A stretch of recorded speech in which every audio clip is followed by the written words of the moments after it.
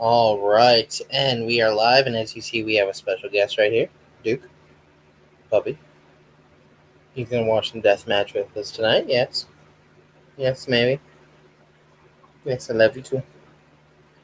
But we gotta talk. No, I gotta talk.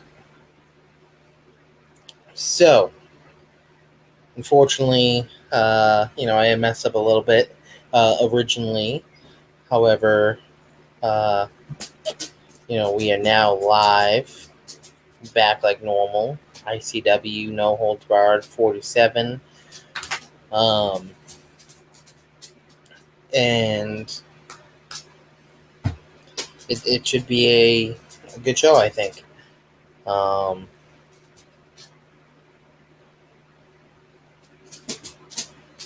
but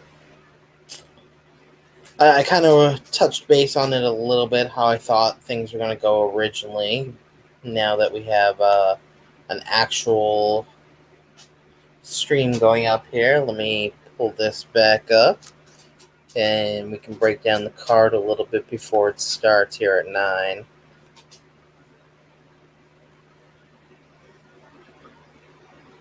So we're going to start at the main event and just kind of work our way down.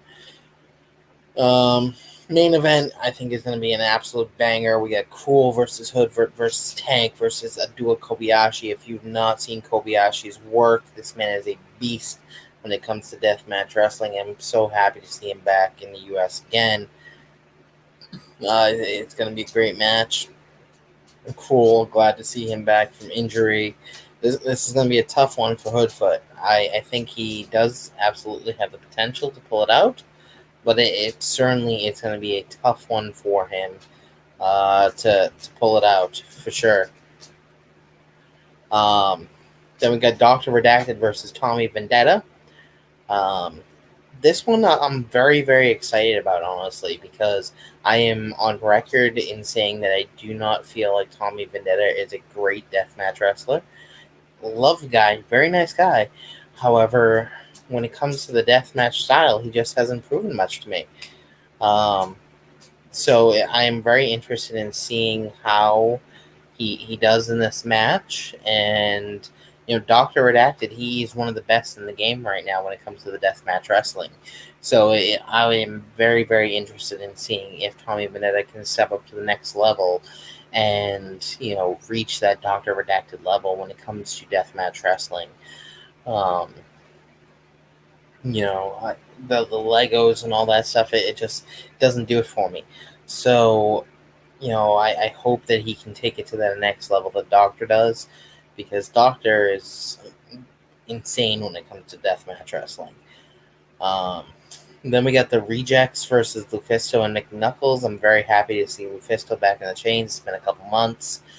The Rejects, which is John Wayne Murdoch and Reed Bentley. It'll be very, very interesting to see how Reed Bentley reacts after, his last match against Hoodfoot.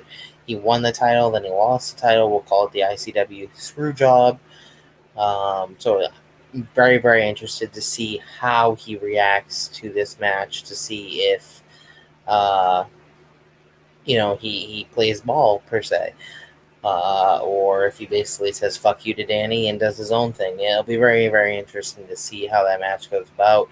Lufisto and Mickey Knuckles are two of the best women when it comes to deathmatch wrestling. So, Lufisto is an OG when it comes to this game. Same with Mickey Knuckles. So that has the chances of being a very, very entertaining match. Next match, unfortunately, Neil Diamond Cutter versus Spider Nate Webb. Neil Diamond Cutter, unfortunately, cannot make it tonight due to injury after that 700 light tube match. If you have not seen that match yet at 7 effing Years Night 2, you absolutely should go ahead and check that match out. It's crazy to see what him and Matt Tremont did with these light tubes and everything else. They used literally almost 700 light tubes. It was the most light tubes used in any death match ever in the history of deathmatch wrestling. So absolutely go ahead and check that match out because it is crazy what those two put their bodies through. But due to that, however, Matt Tremont has been in the hospital since. Neil Diamond Cutter is dealing with injuries and stuff of that nature as well. So he wasn't able to make this match. So Spider Nate Webb will have a mystery opponent. We do not know who that is yet. My guess is maybe Casey Kirk, Brandon Kirk, Akira, someone of that nature. Someone who normally makes their ways onto these shows but is not on this show. Um, and it'll be interesting to see who comes out and how that match kind of goes about. Then we have the Bev versus Eric Ryan, and I mean, on paper, this match has the potential to be death match of the year. These two guys just normally go out there and just create fucking havoc. Um, but this match really, really interests me because if you remember the last show, there was some fuckery in the Danny Demento match. And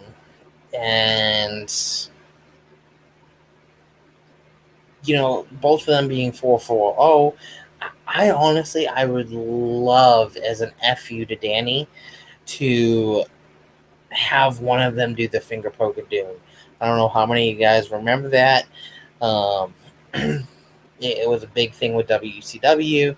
I would love to see something like that happen. I think that would be great television, great way to continue to build this rivalry between Danny and 440. And I mean, I doubt we see that. However, I think that would just make for great television. And, either way, even if we get a great death match, I'm perfectly happy with that as well because these two have the ability to put on an absolute banger. But I just think that'd be a really cool, really funny thing to see when it comes to deathmatch wrestling. And then you have Danny versus Shaza. And Shaza, she asked for this match. Honestly, I haven't seen a lot of her stuff, so, I'm not quite sure how this match is really going to go. But Danny, he's always puts on very good matches and stuff of that nature. So I think it has the potential to be a good match, an entertaining match. And all in all, I think it is a very good card. Night one of 2 nights of, great deathmatch wrestling in Chicago. And then tomorrow night, you also have Collision coming out and all that. So it's a great weekend to be in Chicago if you're a wrestling fan. So, that's basically, my breakdown of matches and stuff of that nature. And if you have any questions or anything like that, absolutely please go ahead and ask them. That's the whole point of these live streams. It's all about,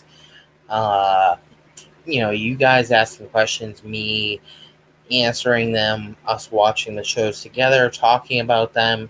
The more you guys ask stuff and comment in the chats and all of that nature, the more that these live streams become entertaining. That way, it's better than me just talking to a TV screen. Evidently, my dog tonight is deciding that he's going to make this more entertaining, so maybe that'll get me some more views. Maybe I should put that in the title, Doggy Comes and Watch Deathmatch Wrestling. That could get me a couple more clicks, I think. A couple more likes, maybe some subscribers. But, I think this is going to definitely be a good night of wrestling. And, I'm really interested in seeing what happens. As you see here, we do have the Chop City Wrestling merch on, like always. If you are interested in one of these t-shirts, please hit me up. They're normally about $40, but like I said last live stream, if you want one, we will work with you guys. my partner Anthony has started to put together some new designs as well. So we're going to be getting some new designs and an actual Chop City Wrestling logo in the next couple weeks. So if you're interested in any of our T-shirts, please do reach out to me, and we'll work with you guys to make it happen. It's really all about you guys supporting the cause, getting the message out there, getting the channel out there. So if we have to eat a couple dollars to get you guys a T-shirt, we'll work with you to the best of our means.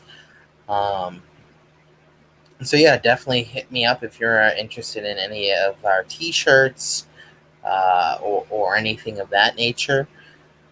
I'm gonna go ahead and post this on Instagram. It should already be live on Facebook, Twitter, and YouTube.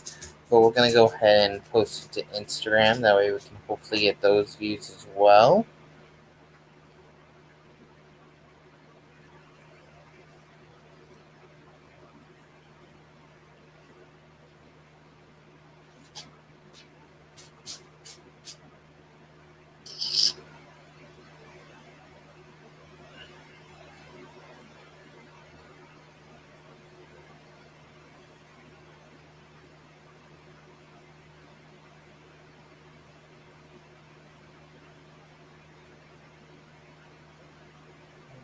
Right.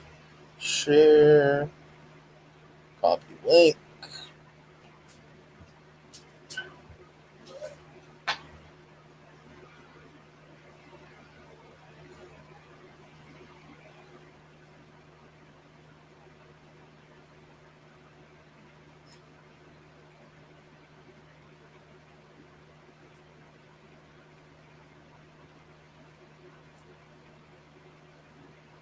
Post.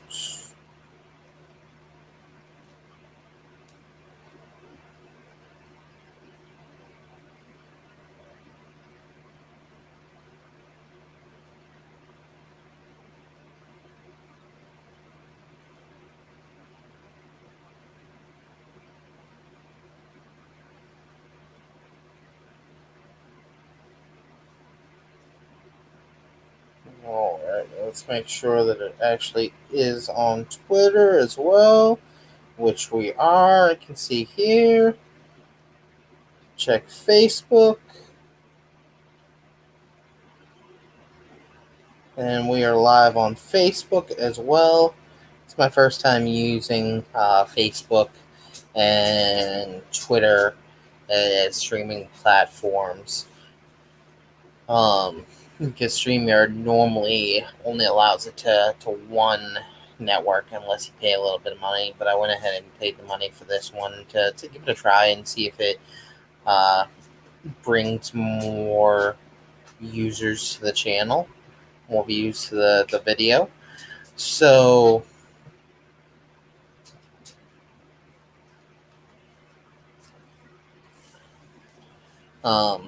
yeah, like I said, when it comes to these videos, this channel, all that stuff, all of this stuff is out of pocket for us. So we have put in a very good amount of money when it comes to this channel to uh, try to get this meaning out about what we do and all that. So at like I said, $20 to get the extra streams and stuff of that nature. So, we are putting in tons of money for this channel, so we will never ask for money or anything like that. But if you guys do feel like tipping, buying T-shirts, anything like that, please do reach out to me, and we can figure out some way to make that happen. Does look like it's 9 o'clock now, so give me 1 second. I'll be right back, and then we will get this thing going.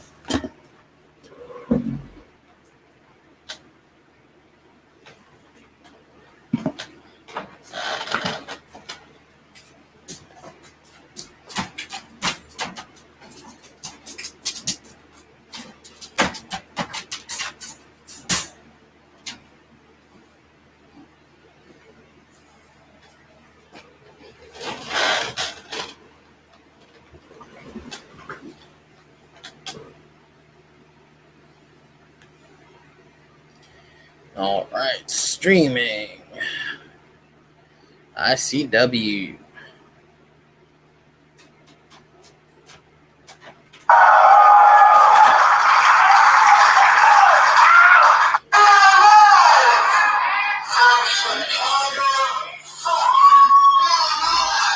Live from Chicago.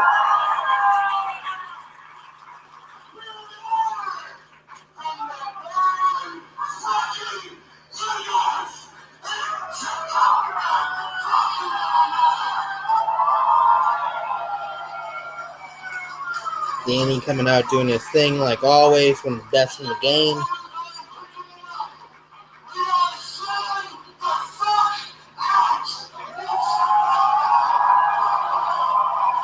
Both nights sold out. A great thing for ICW. Both nights being sold out.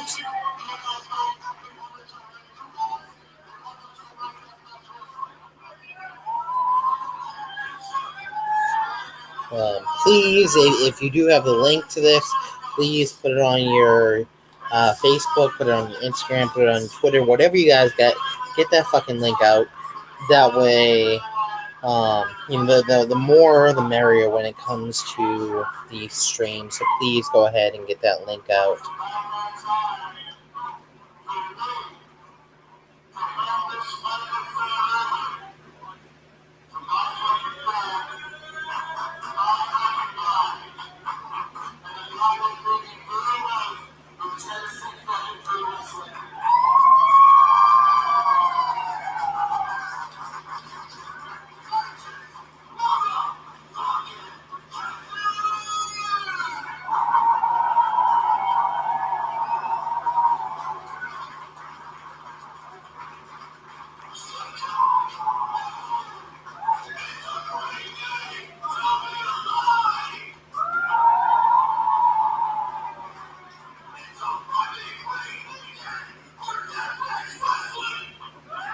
So Rich Pellegrino is not out there.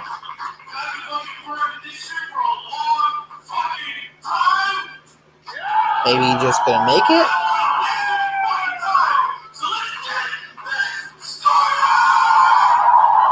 I mean, this guy definitely does bring the metal side, the hardcore side to ICW. But I do kind of hope that Rich does come back and do his thing because he's been good with it, I believe.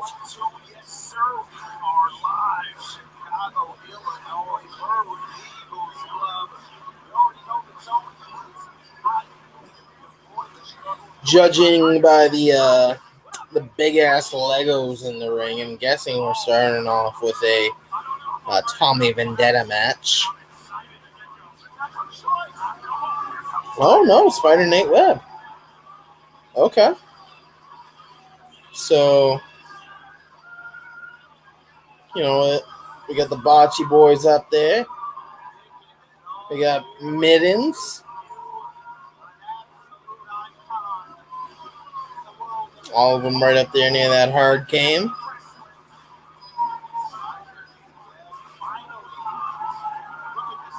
All right, so we get to see who Spider Nate Webb faces here.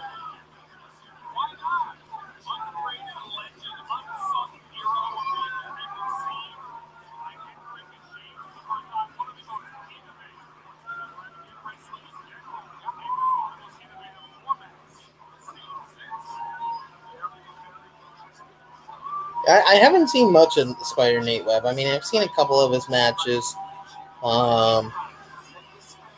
He was a little bit before I started to get into the independent deathmatch scene, which happened over the last couple of years. But I've seen some of his matches, and they're not too bad. So I'm very, very interested to see who this mystery opponent is, though. Having him come out first, it leads me to believe that it very well could be Akira, because Akira always kicks off these shows. But, we'll see.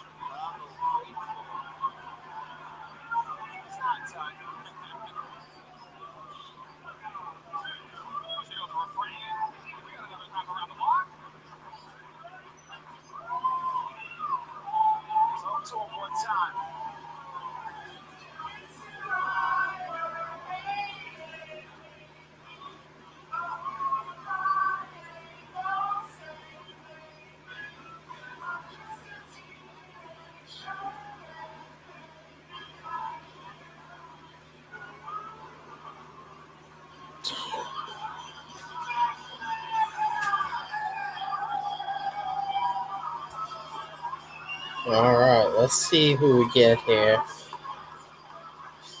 Spider Nate Webb playing the guitar on Midden's leg here. Definitely an interesting way to, interact with Middens, but hey, fuck it, cool dude.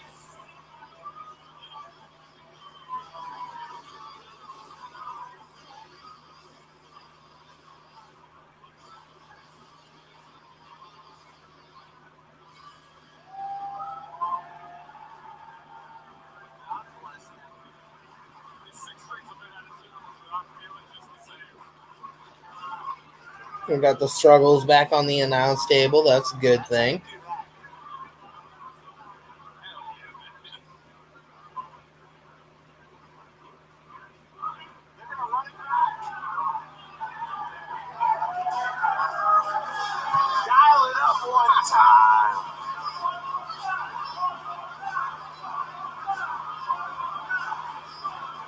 Seems like you're killing time here.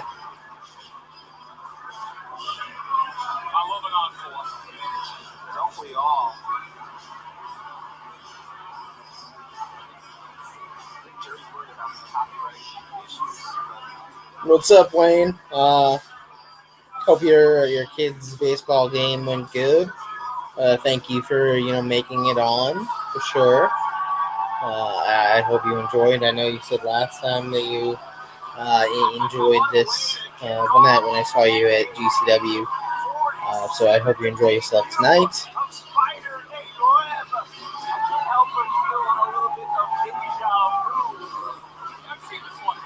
Also, I hope that you are enjoying your Chop City Wrestling shirt that you did get at GCW. Thank you once again for purchasing that, promoting us, and all of that stuff.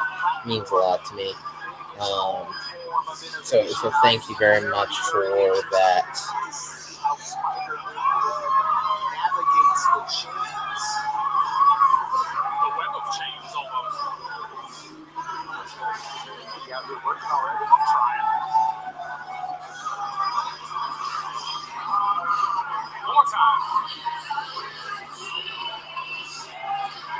Thank you, man. I really do appreciate that. Let me know if you have any issues. I realized on one of mine, the coloring seemed to be a little bit off after I washed it a couple times. My suggestion is maybe hand washing it. That's what I'm going to be doing with mine from now on. I don't know if that's the issue or if it was just that one shirt in particular because the other one worked fine and there's no issues at all. But obviously you paid for it, so I want you to have the best quality possible. It wasn't a big deal at all. It just kind of made it a little more grayish in the white that you see in Chop City instead of the full-on white, so kind of camouflage-ish. But I want you to have good material with what you paid for. So let me know if you have any issues at all, and if you do, we'll get that fixed for you.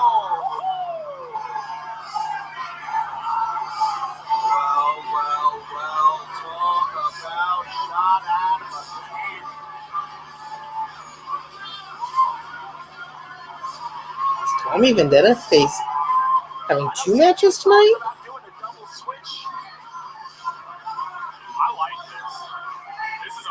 No,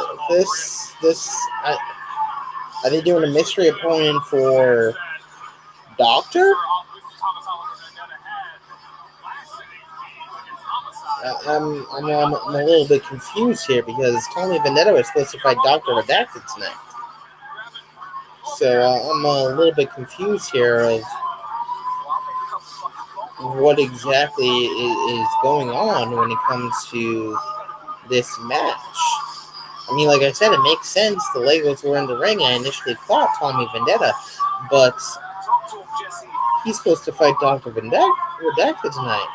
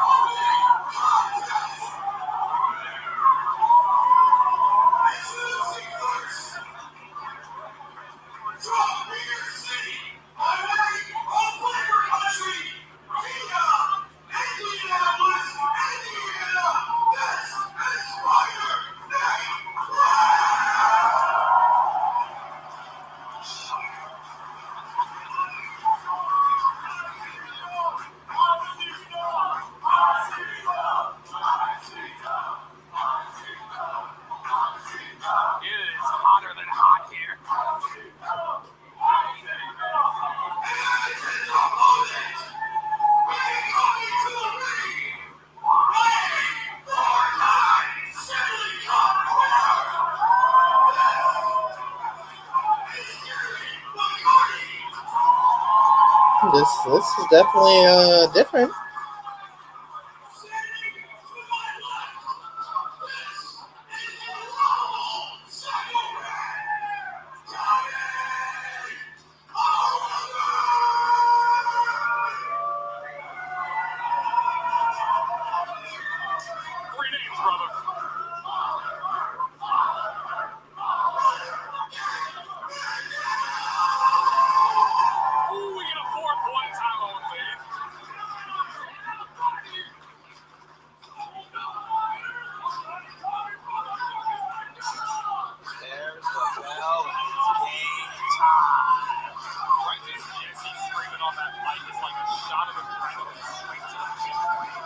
It's what I needed. I have not slept.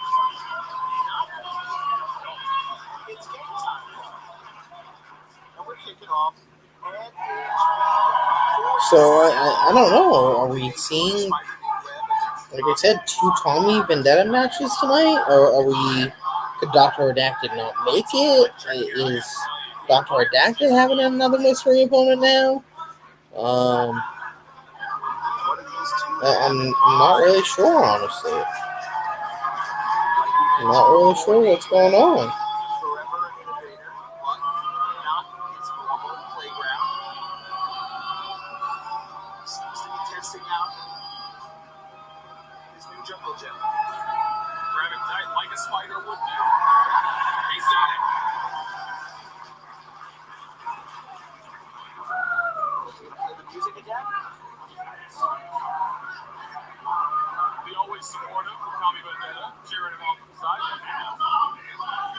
I highly doubt that, honestly.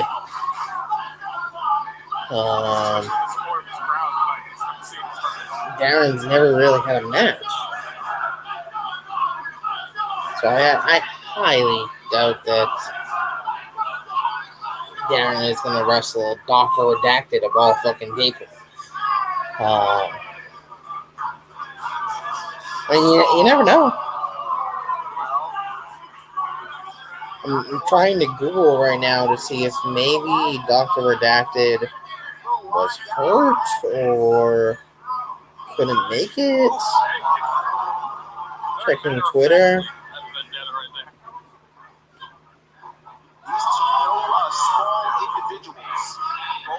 But I mean,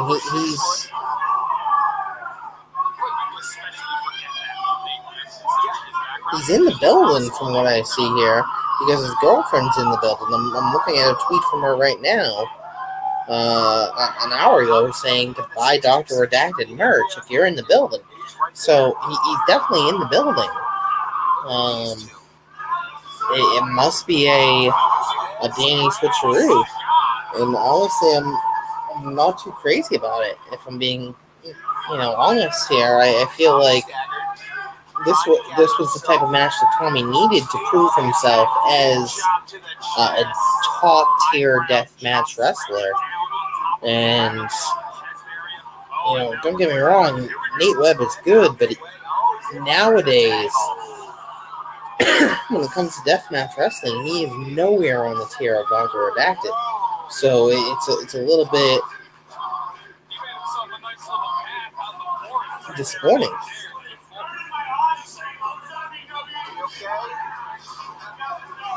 somebody blow at the top of the head? I have an eyelash in there after the seems like a Don Holland job. Very supportive people of Tommy McDonough in this company. I love to see it. Big chops. You're starting to see the fire get lit in the eyes of Nate Webb.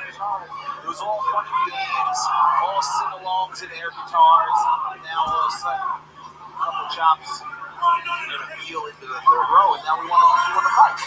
Woo! That was heavy. The thing is about Nate Webb too, is that he is so well prepared. I thought MM3 was from Detroit.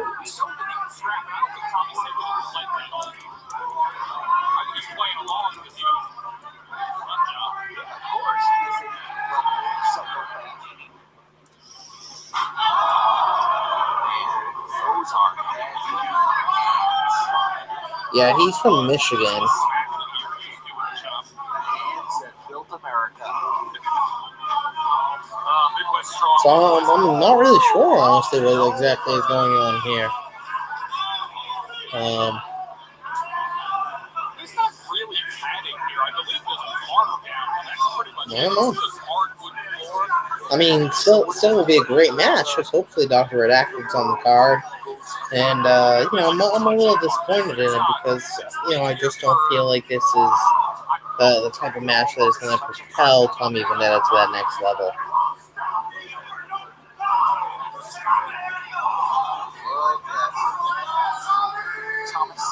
Oliver. There was an MF in there in the middle that Jesse had. It was Iron Fist. Yes. He's giving it. He's got that head hook. Somehow Bandana still in place. They went to that homicide school to keep the bandana. And straight from the homicide school of slamming a grown man on a wooden floor. He does Did you hear the thud? We're up on the stage. I can feel that under my feet. Oh yeah, it reverberates all the way around. Especially, it's difficult with what's vibrations from these two and what's vibrations. Tommy Vendetta calling that timeout. I think it fired up like his sciatica or something like that. Nate Webb says, "Fuck that. Gonna choke you out, choke the life out of you." We lost the bandana down. Oh no. This is like when somebody sheds training weights. Lighter, stronger. I'm about to say that Chris Man is going to be fast and powerful. What's going on? I see somebody lifting up a standard size 4 up in the front row. Oh, Nate Webb says, "Watch out. Clear the way." Trying to lower his center of gravity. Oh, reverses. Oh, Nate Webb goes flying into the crowd, into the chairs. You ever seen a yes get thrown onto a whole row of banquet chairs? Twice now. And it's the first fight of the night. That's a point that we need to make here too. The banquet chairs. There is a little, I almost said a touch here, a little bit of padding on these chairs. They do not give. It is a metal frame. Like I said earlier, if you are watching the stream, please do post it on everything that you got. Post it on Twitter, post it on Instagram, post it on Facebook, post it on your Tinder for all I care. Just post it everywhere. Get as many people on the stream as physically possible. Get as many people knowing all about the Chop City Wrestling brand, about what we do, and just about the love that we have for independent wrestling and deathmatch wrestling, and then really wrestling in general. But that is really what this channel is all about. We got Tim there in the front. Great dude. Met him multiple times.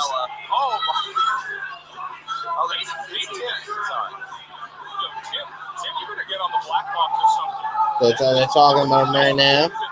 As he gets his chops. Oh, come on. Timmy, chop Tommy. Chop Tommy, Timmy. Do Chop City Wrestling proud. No. Big dude. Now you see the veteran.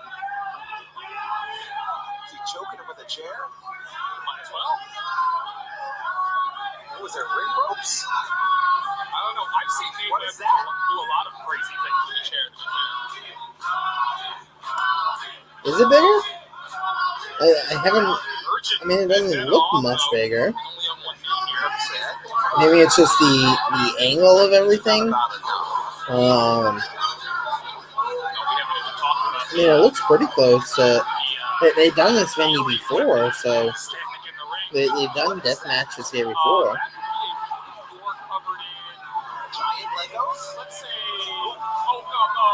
Thank you, I appreciate that, Nikki.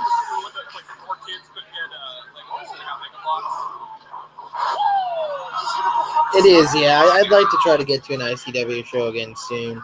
I'm hoping that they do Boston again soon.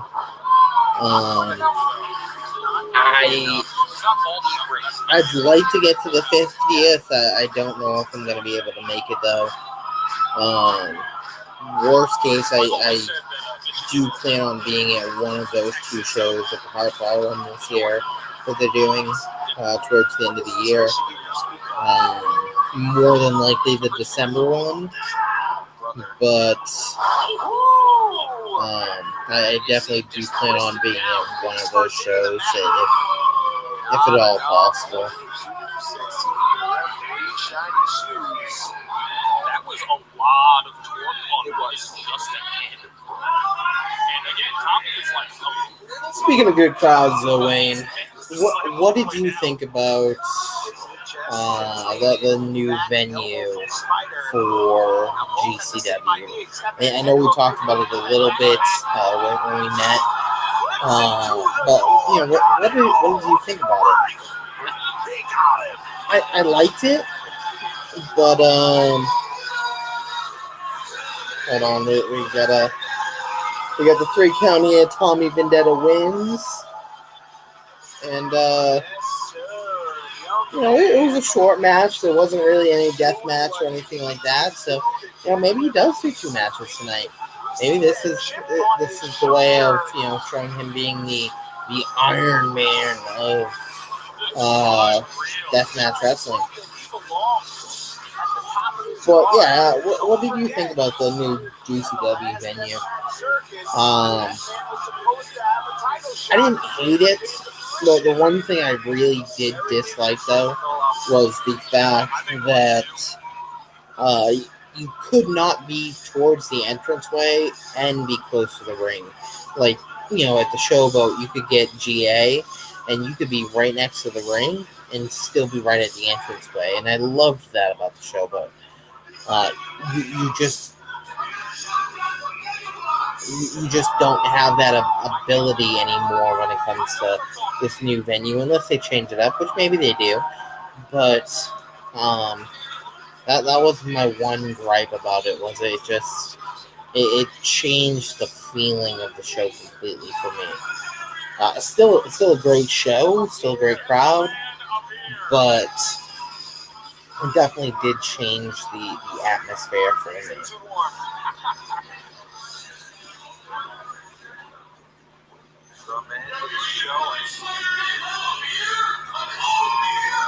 Yeah, that definitely was a crazy match. I wish if I could move anywhere right now, honestly, it probably would be New Jersey, just because there's so much good independent wrestling in that area between H2O, GCW, ICW, you name it. There's just so much good independent wrestling in New Jersey, and deathmatch wrestling that to me is the perfect area to be in if I could be anywhere. That was a crazy match. So I finally watched it the other day, and those two just beat the ever-living daylights out of each other. To the point that Tremont's still in the hospital, last I heard. So that's a crazy match.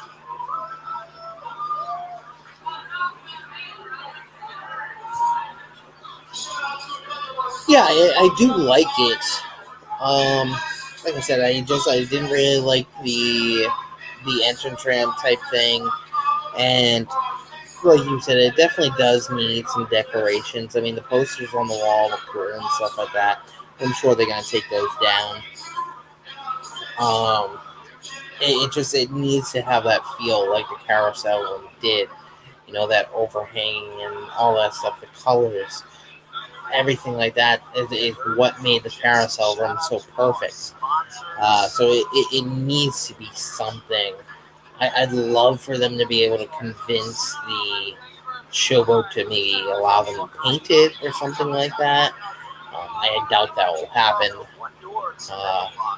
But yeah, it needs something to bring it to the next level, I think.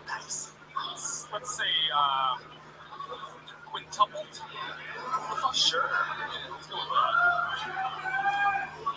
Are you planning on going to homecoming, Wayne?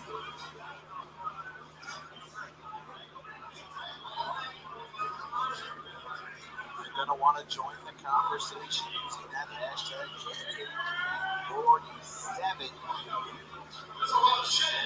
It is. Are you talking to me?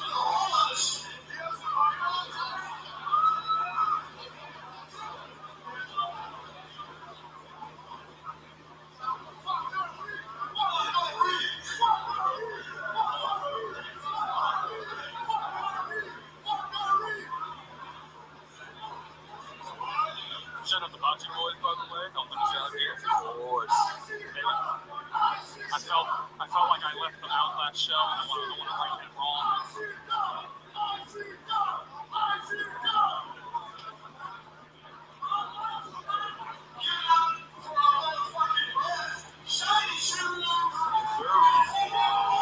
It was great to see shiny shoes at GCW as well.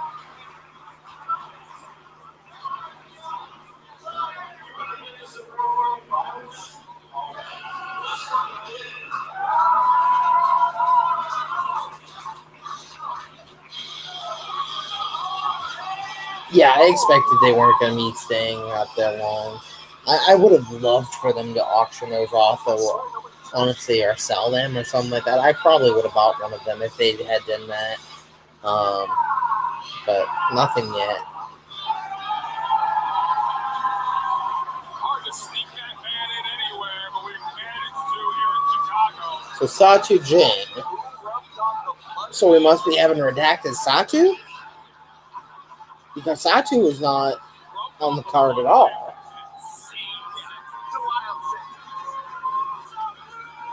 We're just getting warm, don't worry. Here comes Satu Jin. He has a full-on serrated blade in his hand. Like you drywall with that. Is that what it's for? Yeah, I'm hoping to be there as well. I'm not quite sure yet. I have a concert the night before in Massachusetts, so I'm trying to figure out the logistics to see if it's possible for me to get down there and that it's not too expensive. If you end up going down by yourself, let me know. Maybe we can run together or something like that. But yeah, I'm trying to figure it out. I'd like to be there if at all possible.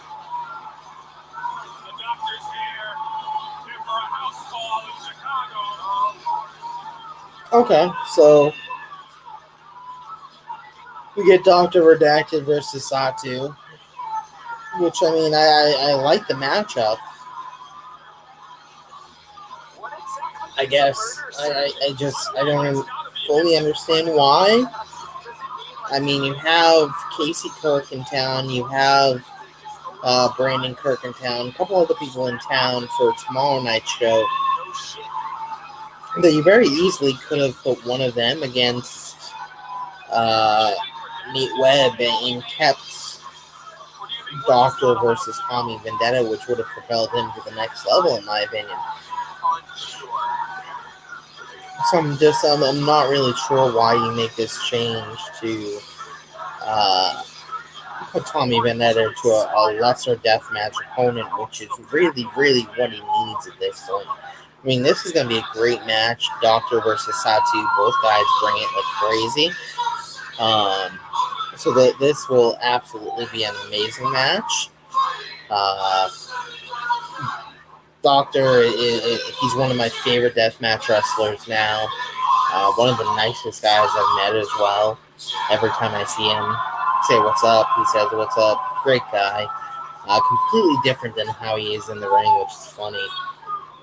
But and he is actually the only wrestler, true story, that I have let chop me more than once at the same time. Uh, he chopped me 3 times. I got a donation from someone else, which is why it happened. But super nice guy, and so yeah, I'm interested in this match. So I hope Doctor wins. I think he will. They're kind of pushing him right now. I feel to maybe be that next level of deathmatch wrestler. Um, but this will definitely be an interesting match and see how it plays out. Like a banana. Another ball of energy just shows up and people start feeding off of it immediately. But the issue is that you really don't want Satu to start feeding off of it. I hope Satu eats his lunch. That's what I want. I haven't got a chance to meet him yet, unfortunately. I hope to meet him at some point. Just with what I do for the channel and stuff like that, it's more so meeting the wrestlers than it is the other people at this point, the refs and stuff of that nature.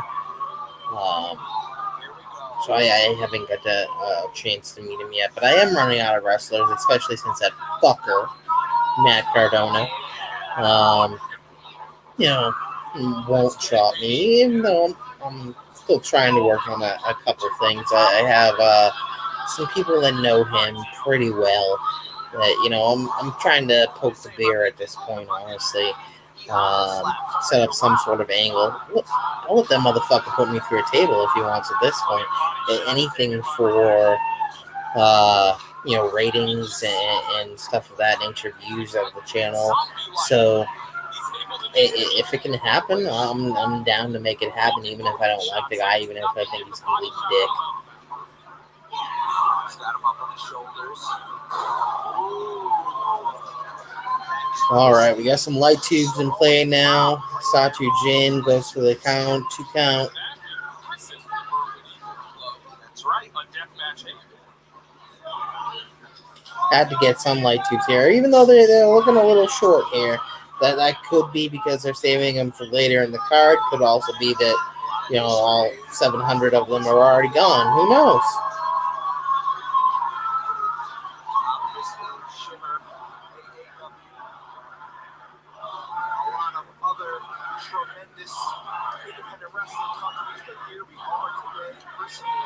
Satu pandering to the crowd. All right, we're tapping the forehead, slicing the forehead, watching the blood run. I love it. I mean, Redacted does have that, smooth, shaved head. So, Satu's just trying to help him out. Give him a little closer cut.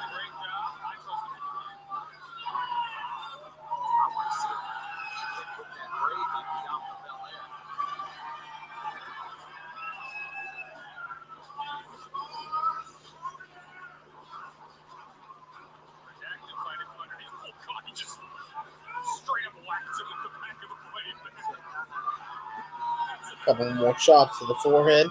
Just perforating the flesh. I mean, come on, we're 700 was just insane, and honestly was a little too much, which is why neither of those wrestlers were able to be here tonight. Putting the blade inside the mouth. It was crazy to see, to watch, but yeah, I mean, 4 light tubes is never gonna do close to what that does. But the thing with deathmatch wrestling, you don't need light tubes to make deathmatch wrestling. There's other ways that you can do it, with the blade, with doors, barbed wire, stuff of that nature. There's other things that you can do to make it deathmatch wrestling. I know that when people think of deathmatch wrestling, they automatically think of light tubes, at least in my personal opinion. But I think there's other things you can do to amplify the match, so it's not all the same every single match. And that's what these wrestlers need to start kind of figuring out a little bit, is how to make a solid death match wrestling match without using 100 light tubes or something of that nature. Almost drop kick through the door. Now we're gonna do the chair fell. Tiny sets it back up. Oh, whisper of the wind of sorts through the table.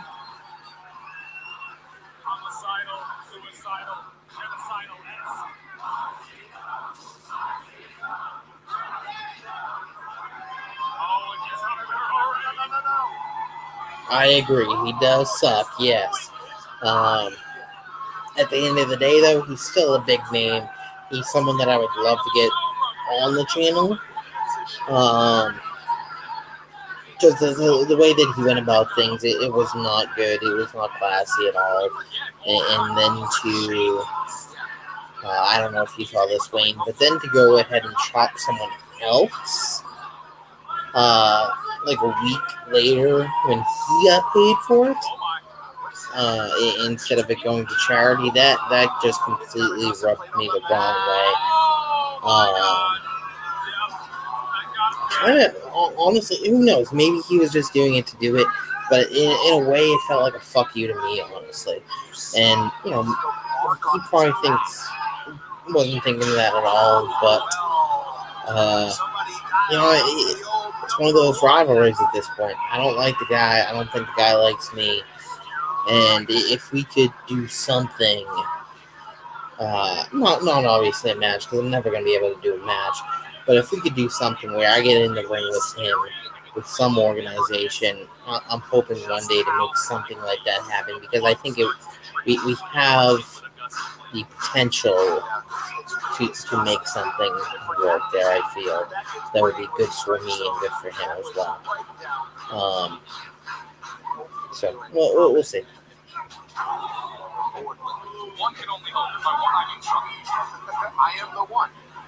Oh, I agree. He's great at what he does. And I can't hate on the guy for that. It's just, he came off as an asshole at the event, basically. I asked him to chop. I don't know if I told you this story or not, but I asked him to chop me. Offered the $20 like I normally do. He said no. I countered with 100 because just a huge name. Maybe he can help the channel out. And I ended up only having $80 in my bank account basically at that point, so I couldn't do the full 100. I explained this to him, and he basically told me to get the fuck out of his face. I was willing to go so far as even paying with PayPal and just taking an overdraft fee. So then it would have been like $130 that I was paying, whatever.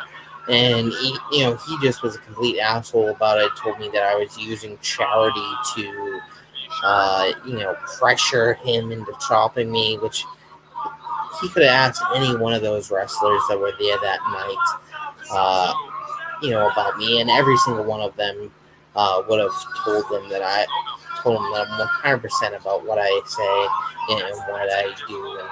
And he was just a complete douchebag about it, to the point that Murdoch had to step in and be like, dude, give him some space. And even said himself that he was being an asshole. So,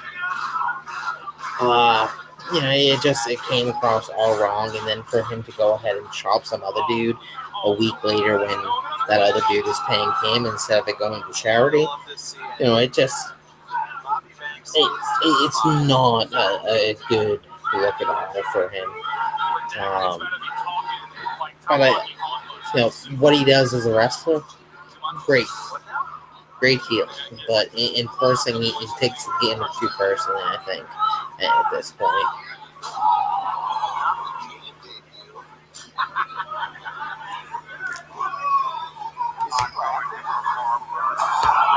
We got the doctor fucking laughing as he's getting hit with the table. Blood trickling down his face.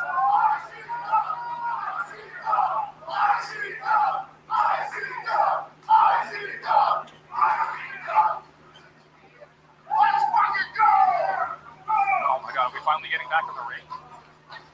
No, nope. Oh, another door to the head of Satu Jin. Running door shot to the head. We got a guitar. Oh, Jeff Jarrett's in the house.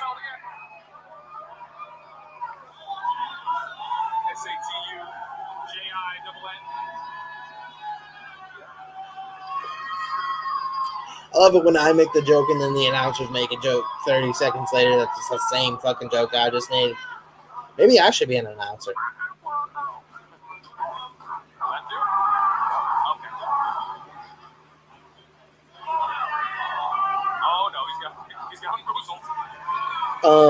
Also, if either of you, Nikki or Wayne, if you want to come on the actual stream for a little bit, or anyone else that's on the stream as well, it's in the chat. If any of you guys want to come on the stream at all, even for a little bit, and just discuss the matches and stuff of that nature, I'd love to have you guys on. Would have no issue with it at all, and I can send you the link. So let me know if that's something that you want to do, and I can send you that link. It doesn't have to be for the entire thing. And if you don't feel comfortable doing that, by all means. But the more people we have talking about this, the better the live streams can get. So if that is something that you're interested in, let me know.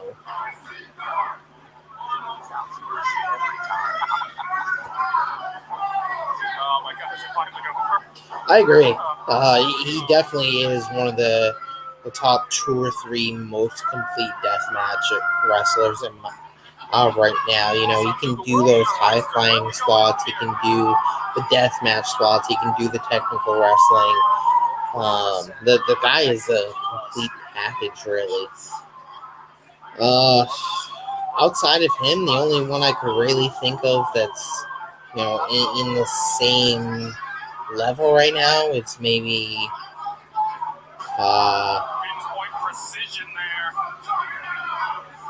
Rita, maybe, or Rena.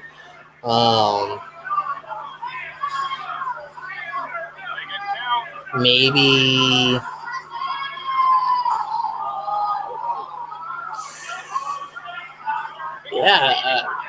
outside of those, I'm not really sure, honestly, because most of the other deathmatch wrestlers, they don't have all 3 aspects. So he really is probably one of the most complete deathmatch wrestlers going around right now.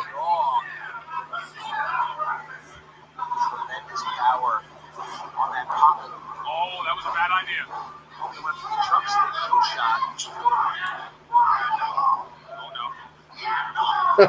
It's all good, Wayne. No worries. If you change your mind down the road or something like that, certainly let me know. I don't think YouTube would be too crazy about that happening live on stream. So unfortunately, I can't invite you with you doing that live on stream. But if you want to for a little bit, just let me know.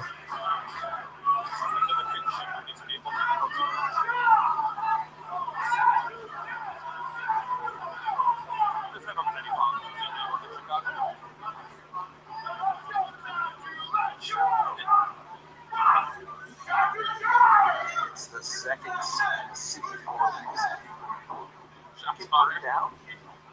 Shots fired. Speaking of Chicago, anyway.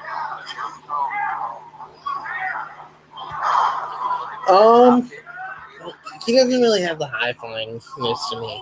The wrestler is pretty good. He great moveset, great deathmatch style, but when it comes to the high flying style, I don't think he has that.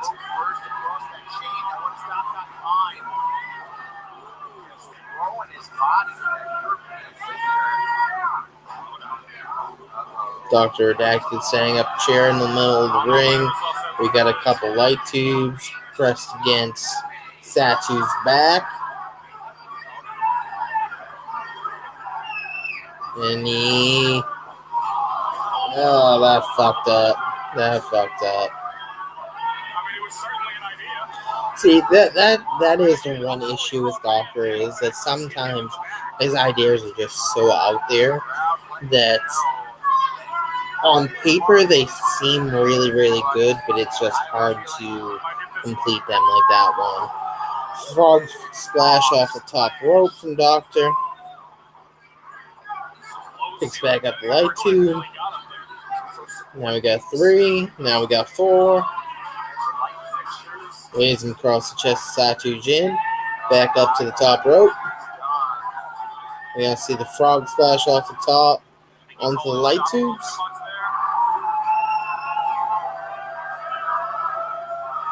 Oh, frog splash off the top light tube. 1, 2, 3. And the 3 count for Dr. Redacted. Satu says, "Get the fuck off of me, buddy. The match is over."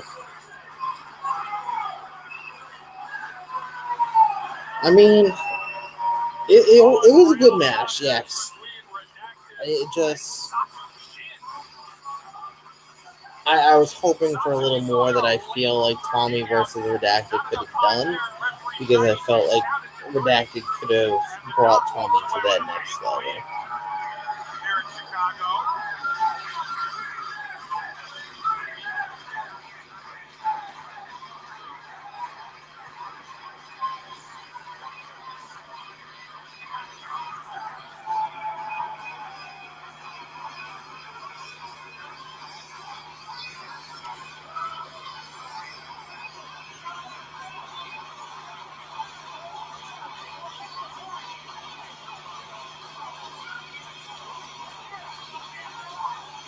We were expecting a bloodbath, and we got it with that match. The hardcore elements of Nate Webb and Tommy Vendetta were turned up to 11 in this one, and I have a feeling we're not slowing down anytime soon.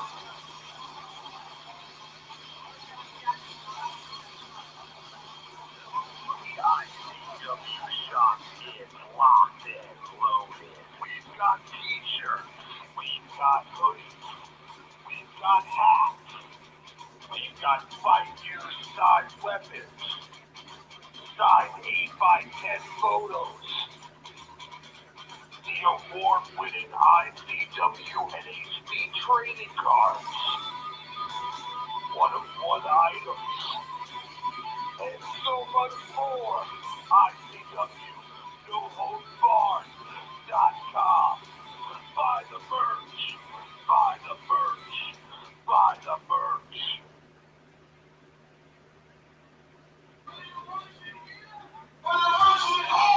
Alright, let's see what we got here.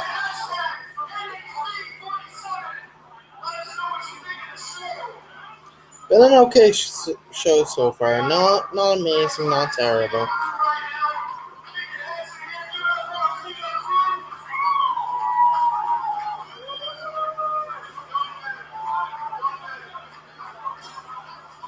Alright, we're bringing out a couple bundles now. Just like Jesse said, join the conversation. Use that hashtag NHB47.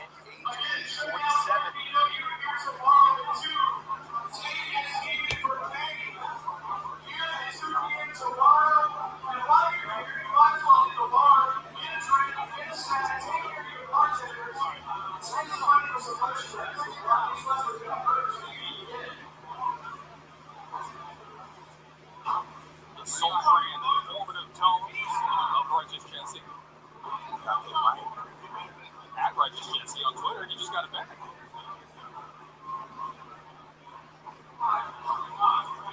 You see the best cleanup crew in the business, sponsored by one of the best in the world, Bobby. Let's go! Shout out to Bobby for sponsoring the event. The crowd, he's got like a pastel suit on. Him and Germ are matching. They got little matching pastel suits like they were Dumb and Dumber. Oh, I want like canes and hats. So they could do a little shield, you know? I was thinking Powerpuff Girls, so that works good. That's fine. Germ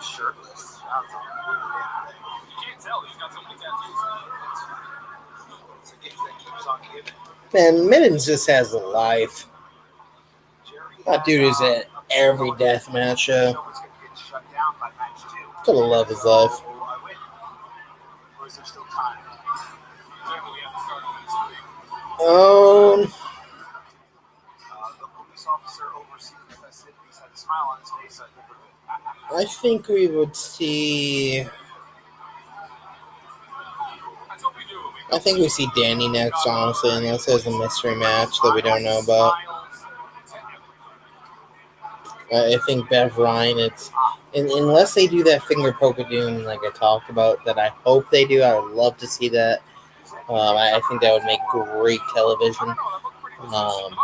But I think we see Danny in the next match.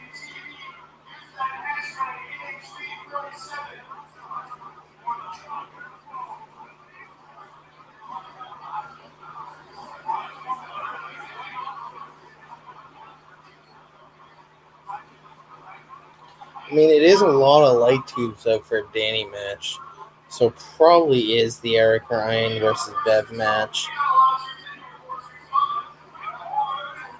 But why? Might as well give Mitten something to do. That seems like a little too much for a Danny match.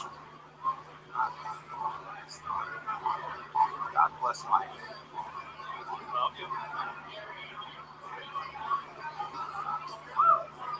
I haven't seen a whole lot of Shaza, honestly, so I don't know really what to think. I don't know what to think if it's a good match or not.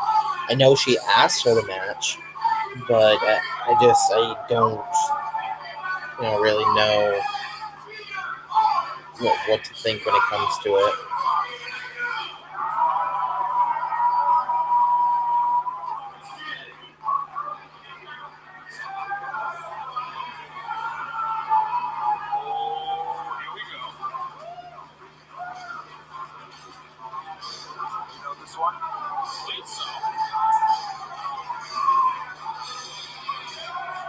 Hold on, we gotta put those fuck 440s up.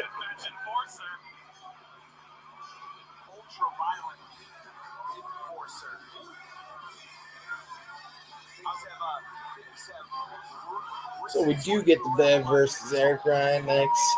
But it's going to be interesting to see how they go about this match. Do they continue to build up the storyline, which is what I personally would love to see, because I feel like that's sometimes what lacks in deathmatch wrestling is storyline. I would love to see them do basically a fuck you to Danny and just not do this match. Like I said, do the finger poke of doom or something of that sort, the light tube shot of doom. One light tube shot and the match is over. I would love to see them build that storyline up, that 440 is basically taking over ICW now, and keep building that up. I mean, if not, it's still going to be a great match. These two are going to put on a banger every time they're in the ring, but I think that would definitely make this match a little more interesting.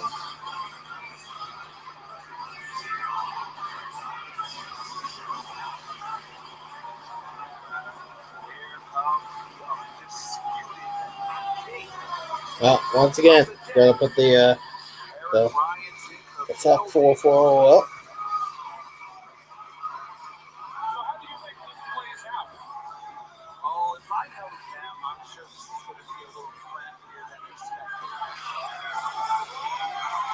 I do not dare question the toughness, but I know these two, they're as smart as they are great. So I wouldn't be surprised if these two maybe had dabbled a little bit of strategery.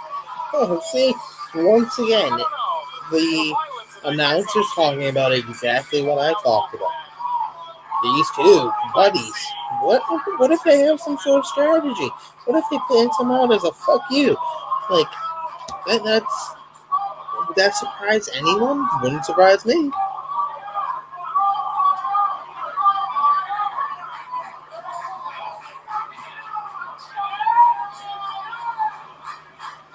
Atticus was very nice, honestly, the one time that I met him.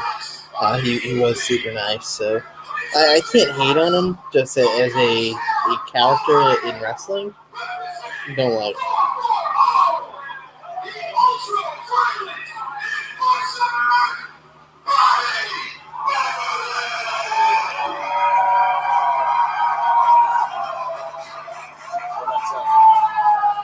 When you're right, you're right.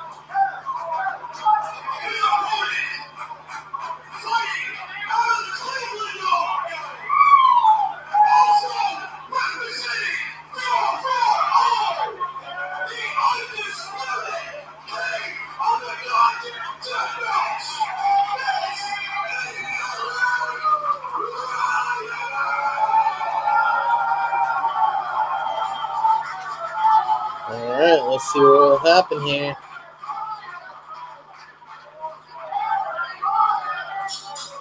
Bell is on. Do they have an actual match? Is it a big FU?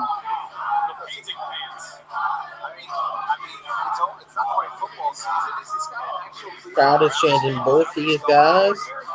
He's got the face of a fucking bulldog, so I can see it. I don't think I wouldn't be so embarrassed if he called myself something. Goes for the handshake.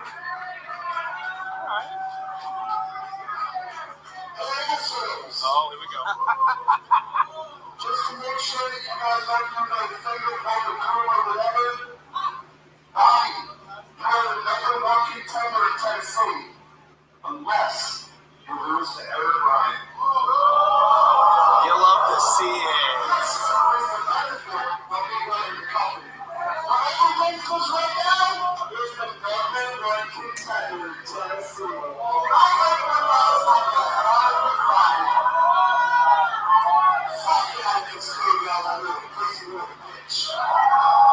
Oh, shit. So I don't know if Danny's been reading the comments that I said, because I actually posted that in a thing, like, wouldn't it be funny when they do the finger poke of doom? You know, that was me, Danny. If that was, you know, where you got that little line, you know, thank you, boy, Chop City. But, Danny comes out with the idea, comes out with the announcement that whoever wins this match is the number one contender when they go to Chattanooga, Tennessee. So now it looks like we're going to get an actual death match here. We're going to get an actual match. A lot of implications. Certainly here tonight in our main event. Right here, right now, a future title shot on the line. Put a little stake in the game. Was that for the GCW show? The fighters. When were they at Hammerstein? I got the option I wanted out of these two because everyone knows just how talented they both are, and their attitudes keep getting in the way of that. But when we're in this situation, there's no two people I want in that room. Snap on that. Bev gets a 2 count. Very high angles. A lot of torque, a lot of power. Okay, yeah, I was there. Great show. Great show. Definitely enjoyed being in the Hammerstein Ballroom. The atmosphere of that show, it was a very fun time. That was actually the same weekend that I saw my first ever ICW show live because me and my buddy Anthony, my partner Anthony, we took in the show there, and then we actually took in the Knicks game in the morning in New York, and then the night we took in Hammerstein show. And then we partied with Joey Janela at a strip club, true story, till about 4 in the morning. Him and Chris Dickerson, we were all buying each other lap dances and everything. It was a great time at a local strip club. So that was a pretty fucking epic weekend. Not only are you cut now, you're encrusted with those shards of glass. Getting punched in the face isn't fun. Let's add some light to glass. I never met RSP just because He was a little bit before my time that I started getting into GCW. Because I didn't start getting into it until he had that big match with Gage at WrestleMania weekend. And then I started getting into it a little bit after that. So he wasn't really much into this at the time that I started going to GCW events and stuff of that nature. Atticus I met outside at a WrestleMania event this year, Murder Mania, after his match with Casanova Valentine. Him and his brother were there, so I met him there, and nice dude. Never got the chance to meet RSP. Forced a cartwheel, and here's the cover. Not quite enough to put away the king just yet.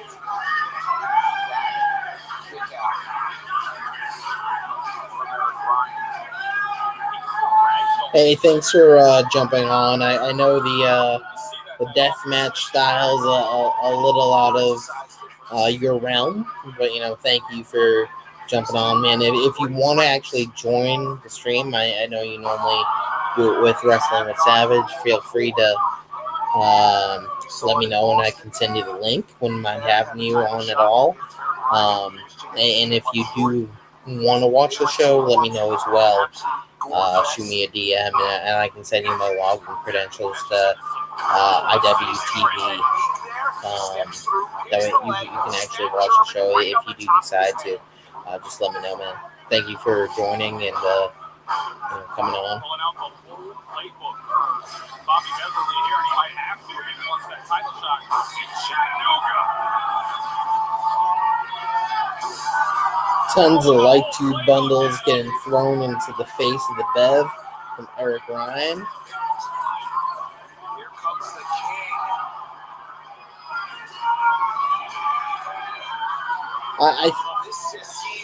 I think the Bev wins this match, honestly. Eric Ryan has had his run as champion. The Bev never really had his run. So I think he wins. DT, 1, 2, and 3. What did I call it? A little bit short of a match. A little bit rushed, honestly, in my opinion. Do we see something happen now, maybe?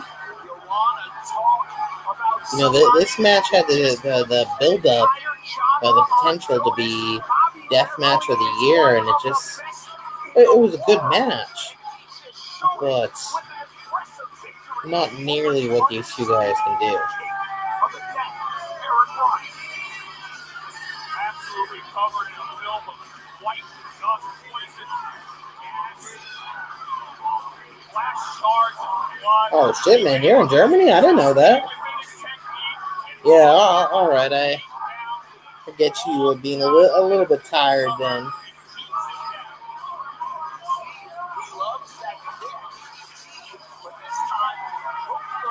Yeah, I mean, $10 a month, you really can't beat IWTV. Even if you just watch one stream a month, it's worth it. Even just for the ICW, I watch it really.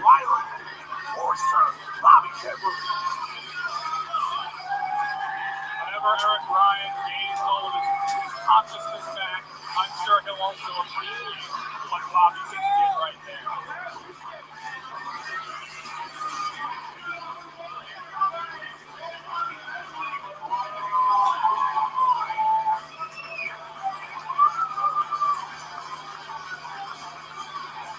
That's a bad man right there. If Mo can make it through the weekend. Yeah, man, that gives me even more props for you. Being up that late to jump on the streams and shit like that. That's fucking dedication, man. So yeah, no. By all means, if you're tired, man, thank you for jumping on. And supporting me a little bit. If you want to keep it on in the background, that way I get those watch hours. By all means, I'd appreciate it. But get some sleep if you want, man. I get it.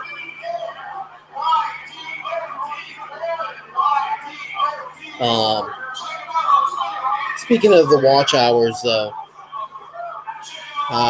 So currently, right now, we are at 500 and I believe 23 subscribers. So we are right around a little more than halfway. Last year we gained about 100 new. Last month we gained about 100 new subscribers. And this month we're on pace for about 50 new subscribers. So the hope is in 8-9 months, something like that, that we will be at that 1,000 subscriber mark. But what you guys can do that would honestly help out a ton. If you have a laptop or anything at all, phone doesn't really work, but laptop or anything that you can make it so that way it doesn't go into hibernation mode, basically. Go into the Chop City Wrestling playlists and go to the live playlist and just let those videos play, basically. You don't have to have the volume on or anything like that. You can have it in the background. It's about 14 to 15 hours worth of content right now. And so if even just, say 2 people do that, in 6 months, we're going to hit the 4,000 watch hours that we need in order to be able to make monetization. And that may seem like a long time, but it's really not that long when you think about it. We've been doing this for less than a year at this point, so it would be a huge help if you guys can put that, like I said, on a laptop or anything like that that does not have a hibernation mode. If your laptop has a hibernation mode, you can shut it off in the settings and just let the videos play basically in the background while you're at work or anything like that. And those watch hours will start to go up and up and up and up. So that would be a huge help to us. I'm going to be right back. Have to let the dog out really quick. But I'll be right back.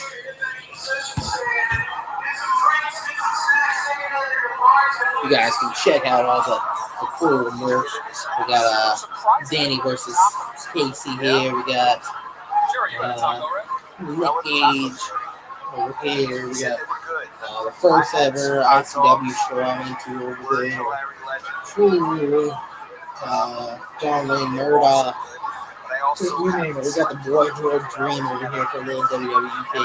You name it. We got these posters. All the times that ICW does auctions, I make sure to pick some shit up. So. I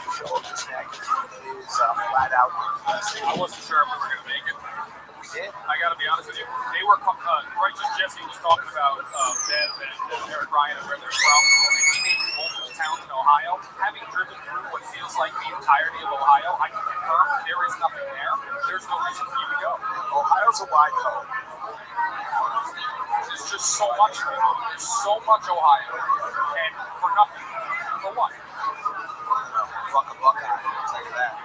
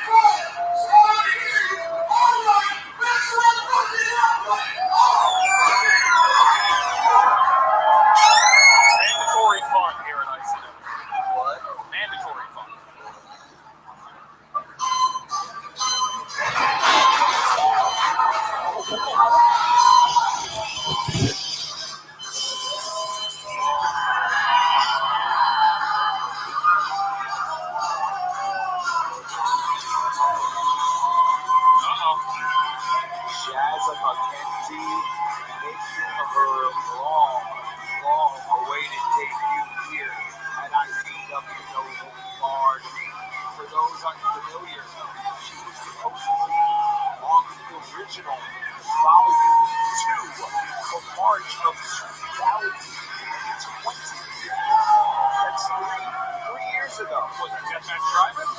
Before all of that. It's supposed to be on the original live TV that got canceled. Oh, yeah. COVID. Now here she is making her debut in the Berwyn Eagles Club, which she is very familiar with this building. Tremendous contest. A part of that Shimmer roster. Oh, Mr. Studio. I think when Mr. Studio. this man limps out of the curtain, you're going to see that it's not quite a home game for her. Bombs up, bombs up. Now a little underwhelming. What it was. Even in the G, you're like, come on, what? Beeline for the ring right now.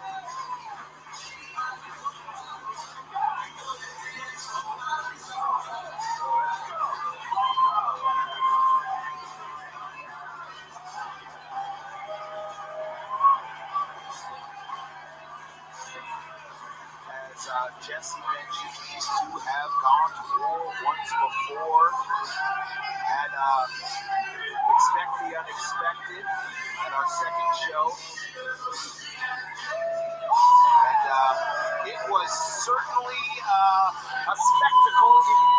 Yeah, that's a word for it.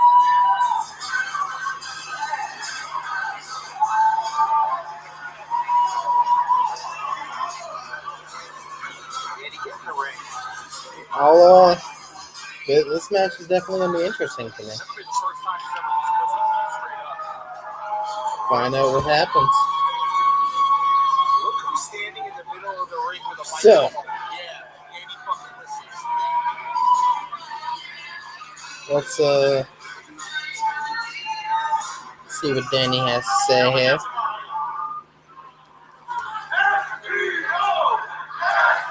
Danny repping the Ref SPO shirt. Gotta love it. Every time. Died way, way too fucking soon.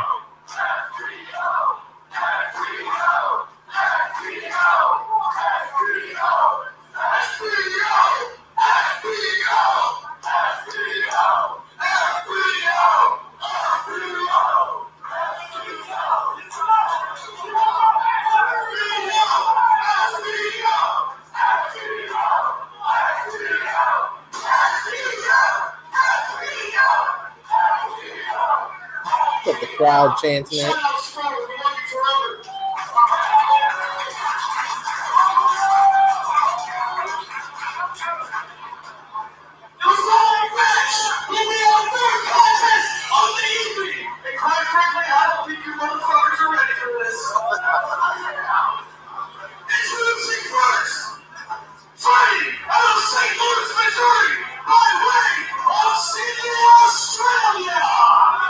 Finding out in St. Louis, that's where my boy Anthony is from.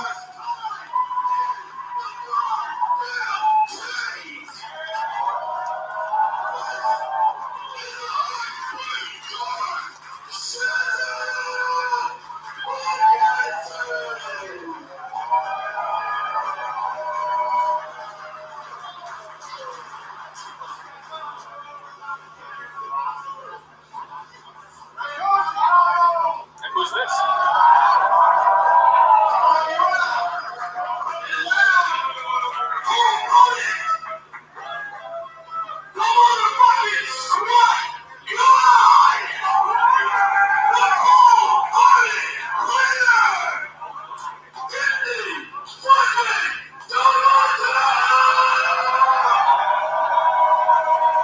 He got a freaking.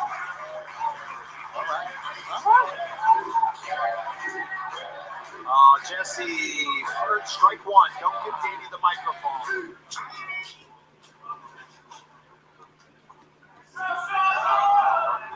Shazza McKenzie. Your ass was supposed to be on NHB 2, and then the entire world shut down from it. Fuck COVID! Fuck COVID! 35 chapters later of the Chains, and we're in fucking Chicago to the world. So what you know is you know, right? Yes. Fucking soon, because I'm gonna put fucking shit at you. Oh, he's fired up.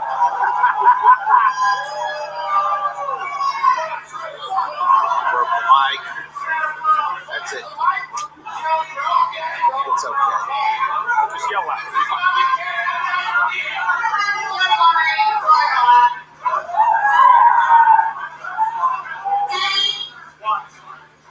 I've listened to you talk way too fucking much. You and me both, sister. Once again, I know exactly what I signed up for tonight. So can we bring out the fucking light tubes? Oh, she says, bring out the fucking light tubes. She ain't fucking around. She wants that whole deathmatch experience. And here comes the cavalry, holding a plethora. Correct. Maybe plethora with an Australian accent. They say words.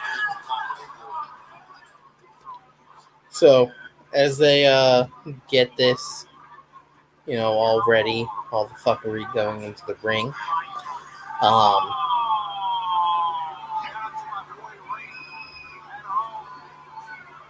part of what the tradition was with Mania Club, which is the group that I'm part of on Facebook, that initially, brought together the Chop City wrestling kind of group.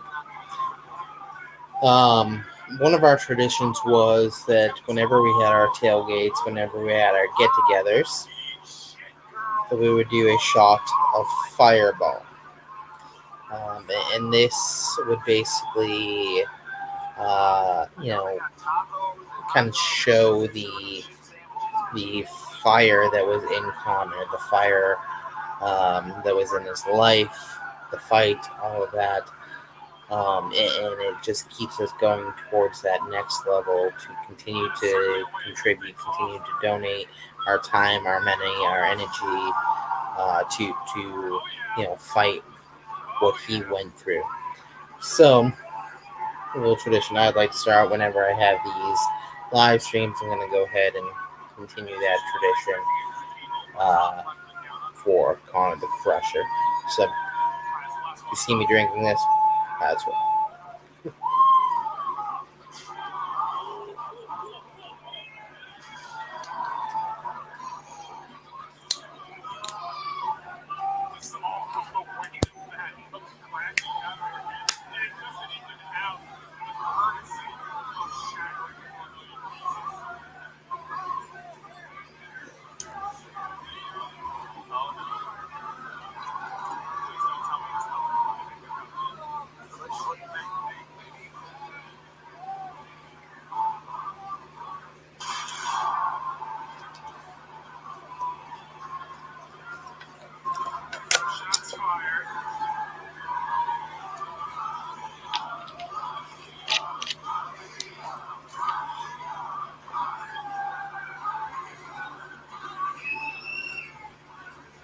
Fuck yeah, you gotta love the light tubes. It's like I said, I want deathmatch wrestling to be more about than just the light tubes, but it definitely does add towards the matches. Sure. Where are these two going? They're near us. Oh, you fucked up. Dropped it. Oh, no. Me. Oh no. Yeah. I mean, you can definitely tell she's a little bit out of her element when it comes to the light tubes. The spot's just not going quite the way they normally would with, more profound deathmatch wrestlers. Getting catches her, she jumps off the stage.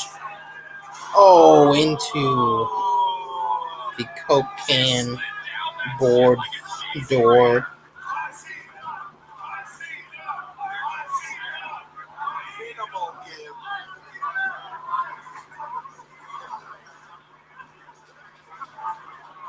was brutal. That was disgusting. Oh, that's like a table. This man's just popping up tables out of thin air. We did have the death match.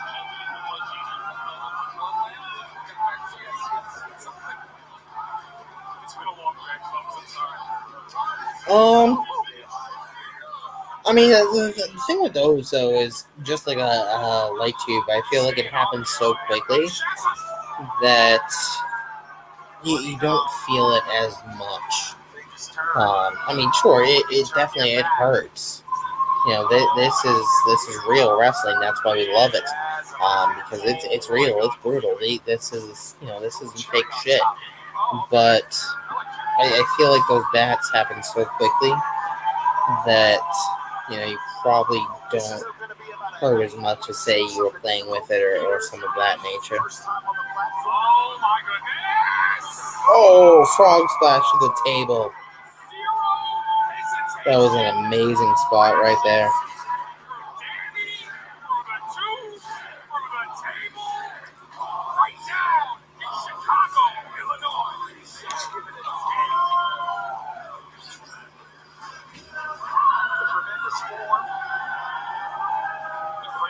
Downward trajectory right across Randy's chest tubes.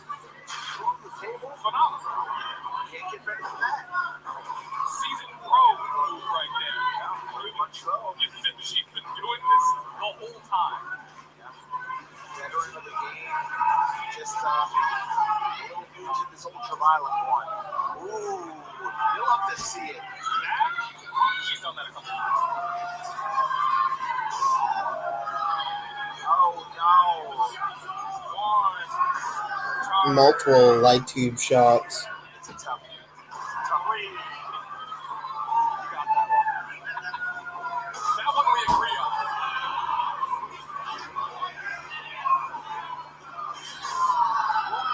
It just keeps going.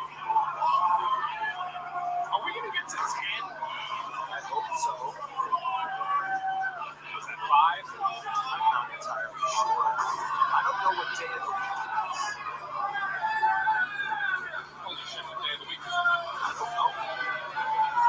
It's something. Let's call this 9. Ooh. So, Top half of that tube just cracks and I think I just found my favorite wrestling t-shirt in history.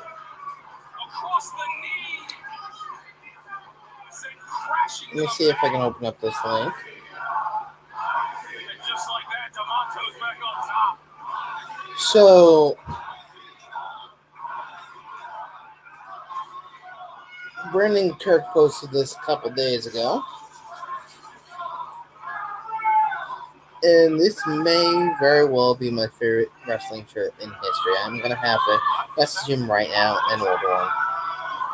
But let me show this one to you guys, and you let me know what you think. But for you that can't see it, this is Matt Cardona's head. And it says, "The Death Match King is dead." Brandon Kirk posted this a couple days ago, and I am absolutely going to have to go get one.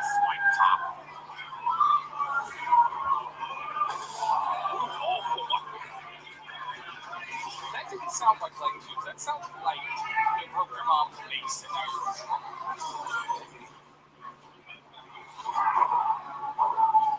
Come on, baby. What is this man doing? I think you said when he first started, he was fired the fuck up. He's a crazy person.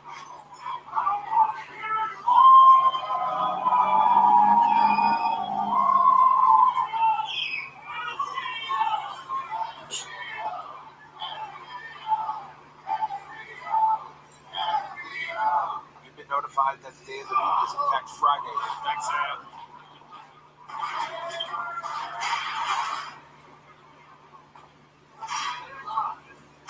Oh my god. We're building a pile.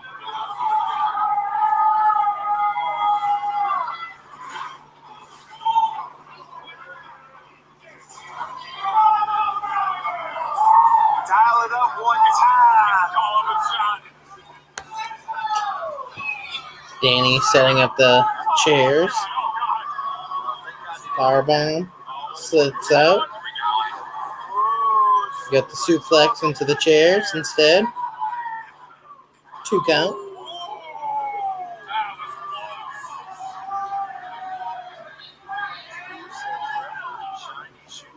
Oh, that by far is the... Now I don't know if I can be friends with your wife. I don't know if I can do it. I don't know. But that by far is the greatest t-shirt I've ever seen in my life. I just saw it right now, and that's... I don't buy wrestling t-shirts very often anymore just because I have so many t-shirts, and then have my own merch and stuff like that. So it's, I don't buy them very often, but that is one that I absolutely will have to get just to continue my rivalry with that man.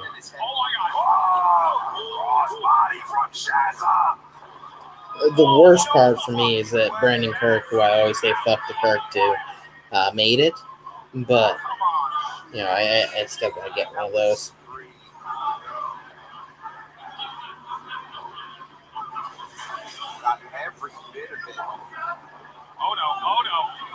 Oh, powerbomb. Oh. Right onto the chair. Taking his time. 1, 2, and the kick out. The kick out. Took too long. He took too long. Got cocky. Are you sure it's not a home game for her?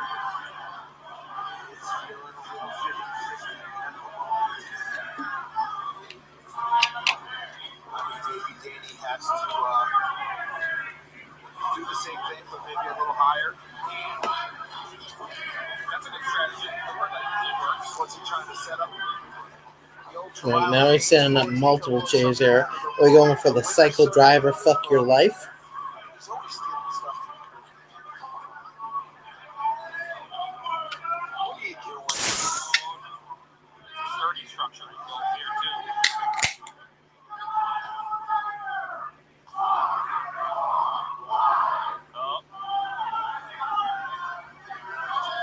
Oh. My Shazam! Oh. Suplex through the chairs. Oh my God. And now she's taking off her belt. And she's gonna choke him with it. She's gonna dog walk this motherfucker. Oh my. Oh, got him in the submission. Danny gonna pass out?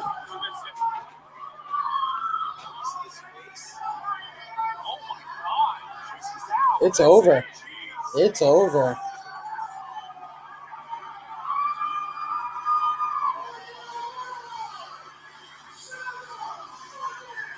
So, I think we're going to see a lot more of her in the chains. I think this match was a lot like we saw with the Casey Kirk match, WrestleMania weekend a couple years ago. I think this is the type of match that could propel this girl to the next level, to make her the next Casey Kirk type performer, if she wants to be. This is definitely a different style for her, but I think she has the potential.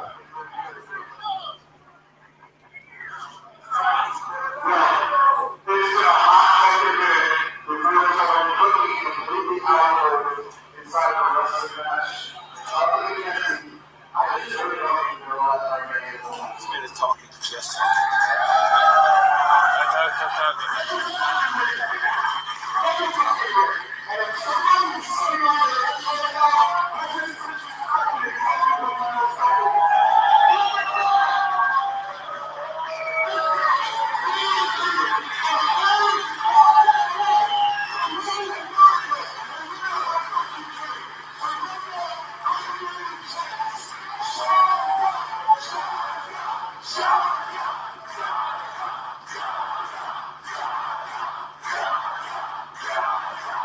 Man, listen to that crowd.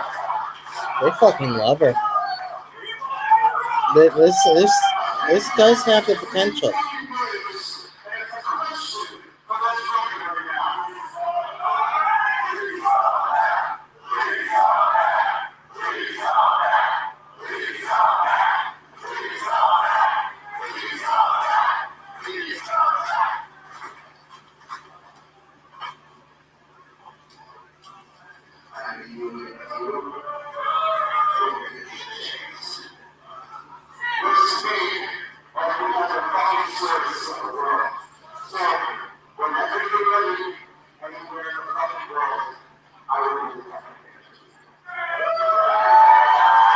This has the potential. I'm telling you, man.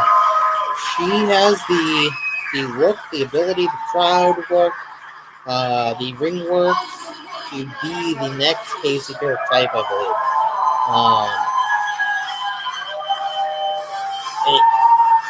It all depends if she wants to, because it's a very different style for her.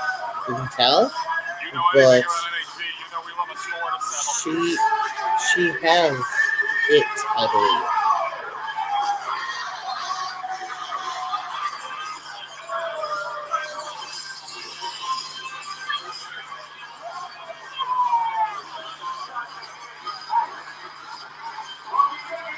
I don't know who I'd have to root for Casey just because she's my girl, but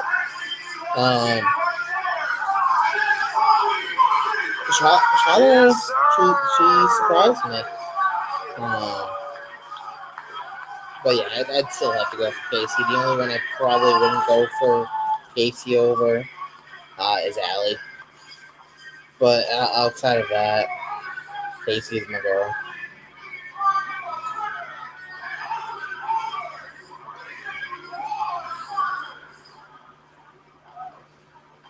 Speaking of Casey. Shout out to Steve Bradley.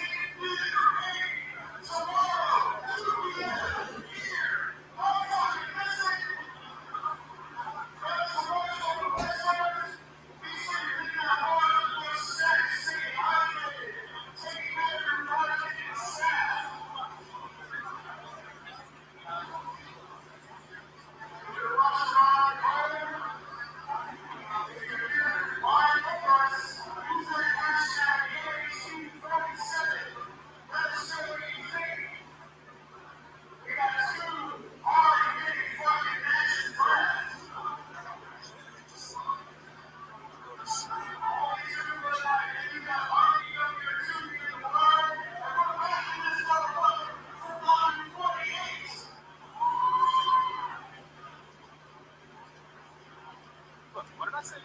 We got this. What do we have? In this shit. We got it.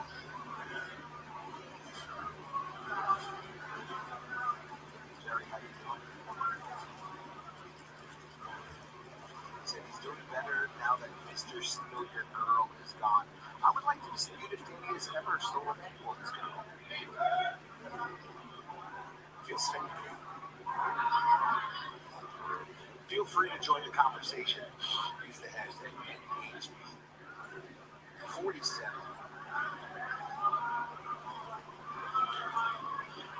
Am I going to lose my voice this evening? Most likely, the sound of that last. So I assume, unless we're having some surprise match, that this is the Rejects versus Lufisto and Mickey Knuckles. Which means, man, this is going to be a quick show. Only at an hour and a half. You assume maybe the next two matches 20 minutes each. Some setup and stuff like that. We're looking at about 2.5. So I guess not super short, but still shorter than normal.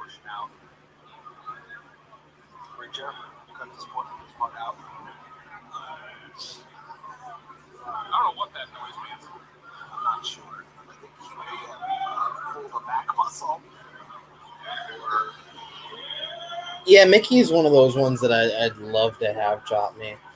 I tried one time last year after a match with Casey, actually, and she had hurt her hand, so she wasn't able to. But she did say in the future when we do meet up at a show that she would be able to do, or she'd be willing to do it. So, it's bound to happen.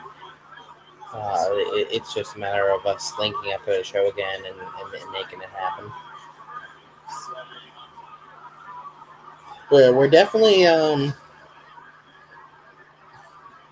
we're working on some bigger people for sure. No, he's an older person, not Deathmatch or anything like that, but it is in the works that next month, when I go to a show in Iowa, that Marty Jannetty is supposed to chop me. So pretty big name when it comes to wrestling. Not guaranteed yet, but it's in the works to make that happen.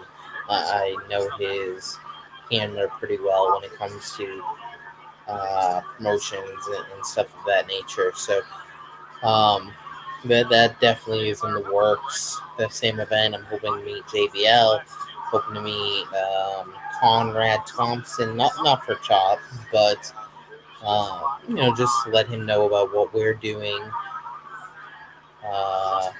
as an organization and what we're doing as a channel and stuff of that nature, and maybe getting on his channel and podcasts and stuff of that nature. So, big things in the work. It's out here calling to the bullpen. Have a good night, Nikki. Thanks for coming on.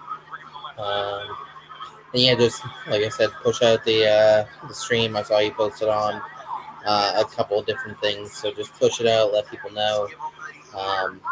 Watch the stream as often as you can. Have those videos playing in the background if possible. I appreciate the the views and you coming on and all that stuff.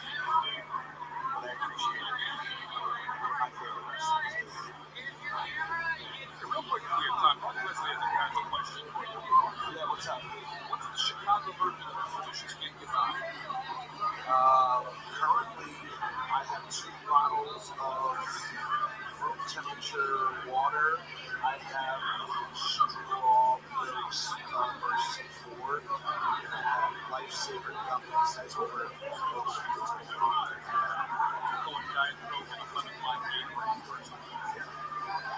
check out all the boxes.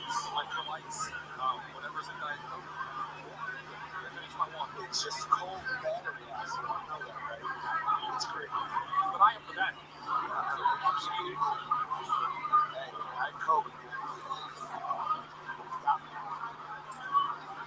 Send it back and I am not ashamed to say that. Jesse's shaking his head. Jesse, what are you doing in there? Why are you in the ring? Oh, these are the times I wish we had here. Jesse's helping. Still going. We still have like another match. My wife just texted me and said, "Oh boy, the crowd is starting to talk to you." That's when you know we're getting into the thick nitty-gritty. Yep.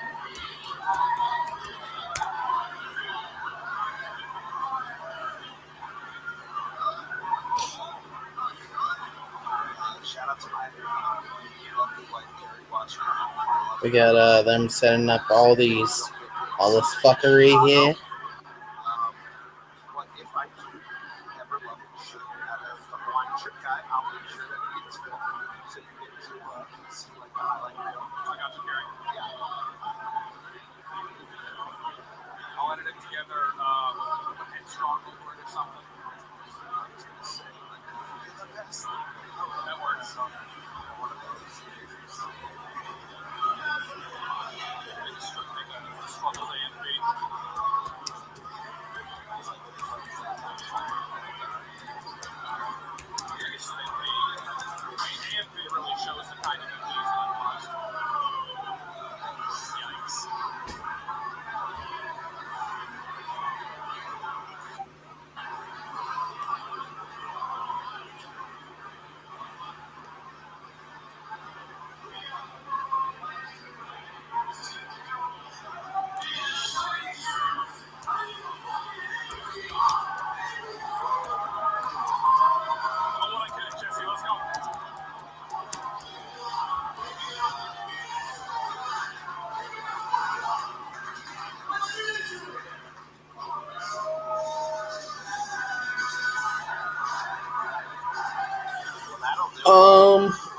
My next live show I have planned is I have AEW next month in Boston. And then I fly out to Iowa that next day for that event in Iowa. After that, it gets a little bit, questionable. But those are the only ones that I have for sure planned right now. I may end up going to Homecoming, no guarantees. I know I'll be doing New Year's Eve, and I'm sure I'll be doing some shows in between here and there. It's just a matter of, scheduling them and stuff of that nature. I try to get to at least one show a month, just to be able to, bring good content to the channel and, all that stuff. So I try to get to at least once a month. It's just a matter of, how I get there or what shows I go to.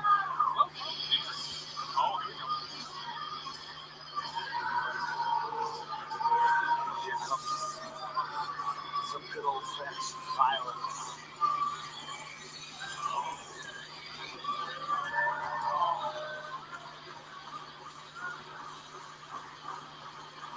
Buckle up, boys.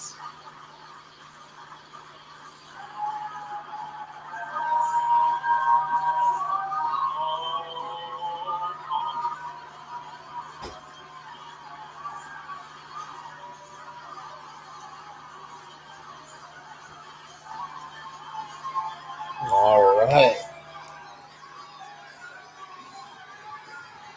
I'm getting flashbacks to a little place in New Jersey. Man, these two went crazy during their match together.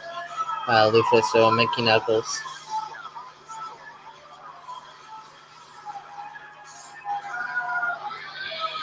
crazily enough, and I didn't actually confirm this, but I couldn't find anything. A first-time team-up.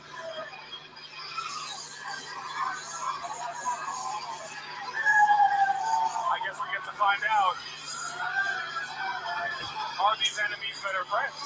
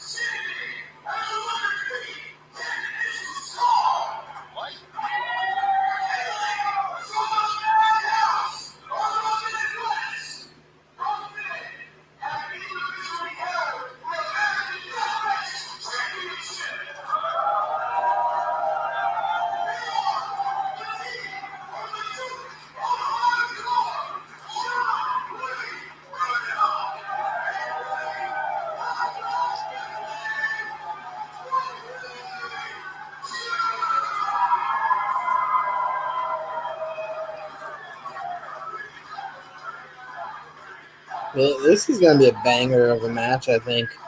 You got three of the greatest deathmatch wrestlers in a long, long time. And then you got Lufisto, who's the OG of hardcore wrestling. Doesn't do it much anymore, but she, slowly but surely has been starting to get back into that. So this has potential to be something pretty amazing. What a time to be alive, and they shortly after pass away mysteriously.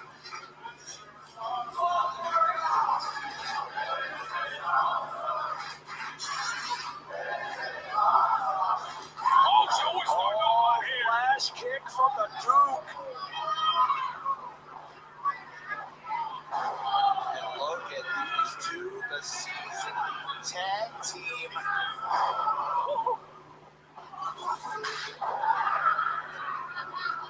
Like, who the fuck do these two think they are?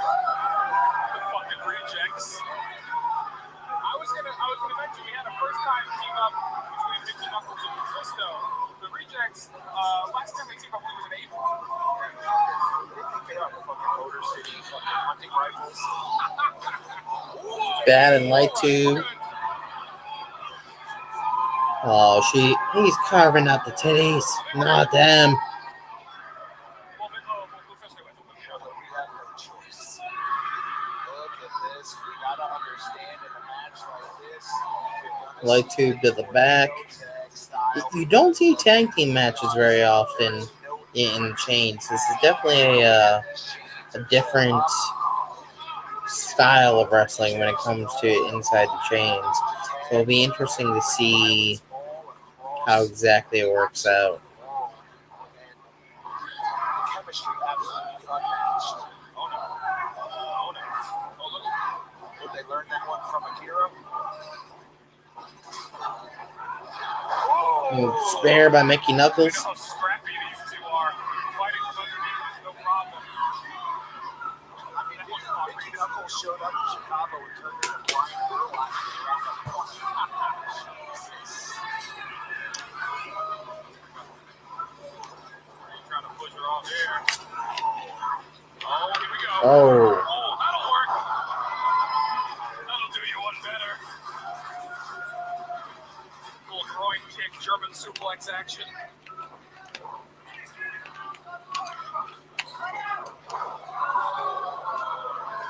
Murdoch looks like he cleaned up a little bit there. Got a haircut or a beard trim. Knuckles, here comes. And it all Mephisto.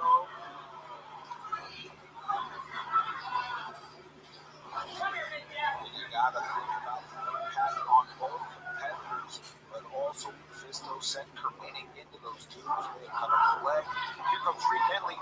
Oh, my forearm. Mephisto was ready for that very telegraphed shot and a Reed Bentley putting a hurt on John Wayne Murdoch. Ooh. A little bit away from my dog.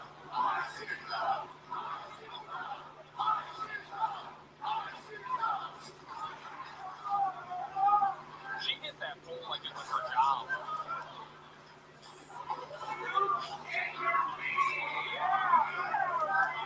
We don't see if he's hit both the square pole on her clavicle. We don't see that here. Reed putting the tubes to Mickey Knuckles here.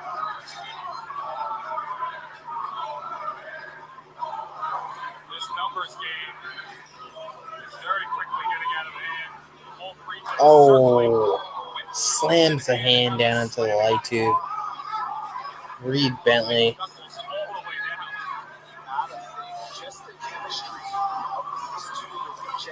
Trying to think. John Wayne looks like an actor right now. I just can't really think of who. Maybe Zach Galifianakis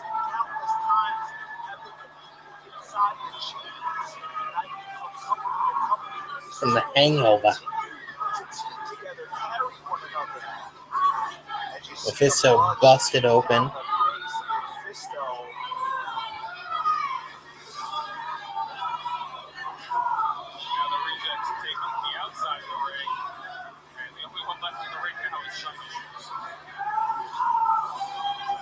Here comes Mickey Knuckles, hell of a right hand on the button. Mickey holding her own against both rejects here. Mephisto grabbing a load of weapons and creating a stockpile. Here comes Reed Bentley right over the top of the head. As you see the soul in the eyes of Mickey fucking Knuckles.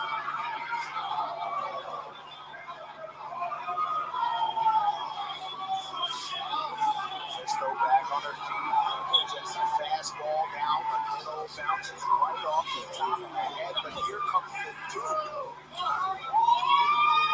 don't want too much momentum to sway either way for each team. They're trying to maintain, but they also have to be ready for these counters. And so far, really been doing well against each other. They kind of know their ins and outs. I give a slight advantage to the rejects right now, but they've been holding tough. Mephisto is absolutely blood streaming.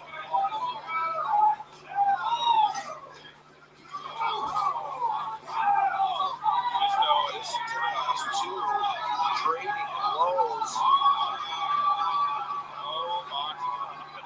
Hands being thrown here in Chicago. It's a bloody mess. Sometimes you fuck around and find out.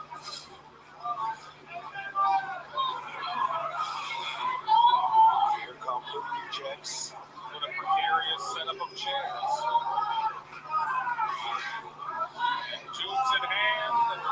Oh, this is the strangest bar I've ever been to. We got a bar fight with light tubes. 4-way bar fight with light tubes.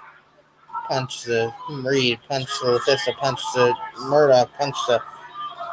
Just punching each other back and forth. Crowd in Chicago. Chops now. I felt 2 out of the 4 of those. LaFista and Murdoch. Oh my goodness. A little bit of a violence. LaFista bleeding like a stuck pig.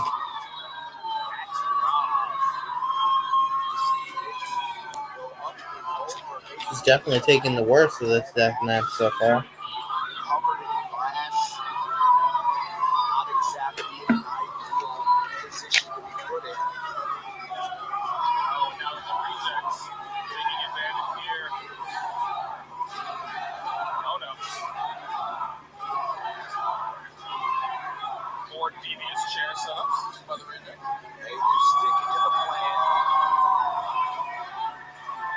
They understand what needs to be done in order to pick up a victory. Oh my. He's got a bat. And it's covered in tacks. But Reed Able to cut her off.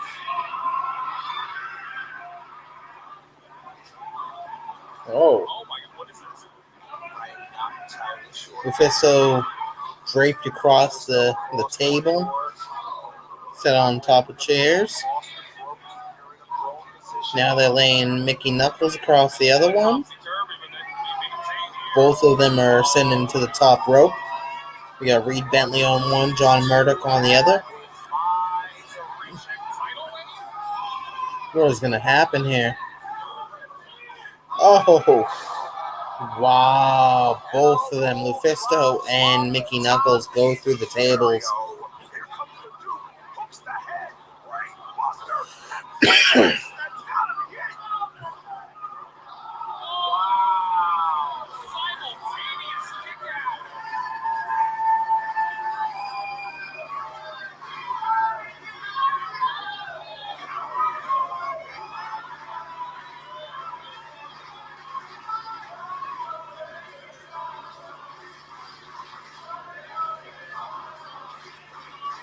Warring chants in the crowd, so we're all in agreement on one thing. What facts we're witnessing.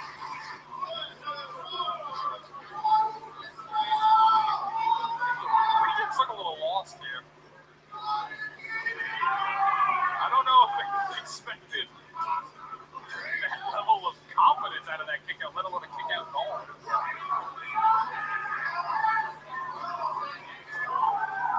Oh, another fight back. Mickey and LuFisto throw an absolute. Oh, back to back. Oh, and we're going to Now we got some headbutts. LuFisto and Mickey Knuckles headbutting their opponents. Reed Bentley staggering. Punching the fucking nards. Bentley's got guards. Oh, LuFisto got them gutsies. Right to the face. What is that? Oh, is that a gun? Hands one to Mickey Knuckles. Oh, and they're just looking at Murdoch. He doesn't know what's about to hit him. One in each arm. Oh, why not? Two more. Oh, right into the head of John Wayne Murdoch. 2 Gussie plates.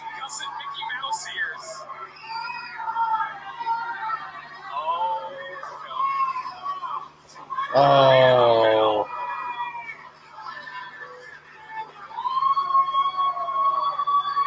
This is a man that's supposed to be fighting for the title tomorrow. Somehow the Duke is out. His head looks pieces.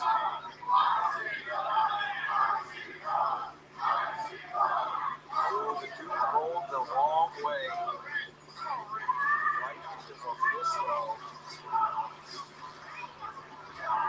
See those shots right to the jaw, forearms, sends him down into a seated position. Fisto just.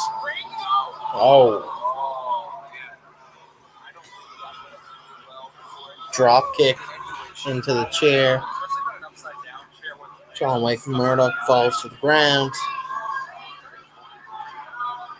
Reed Bentley picks up a light tube. Oh, right over the head of Fisto.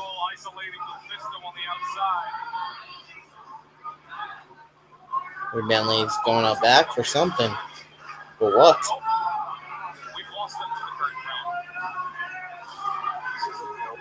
Do we not have enough fuckery? But wait, there's more. Why not a, pane of glass?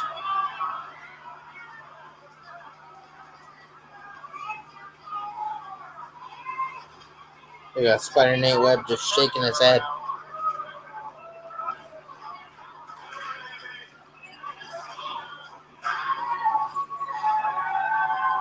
Oh. Didn't sound great. It sounded like glass. Mephisto gets thrown into the pane of glass right by the entrance ramp. She's basically out of this match at this point. There's no way she's getting out of this one.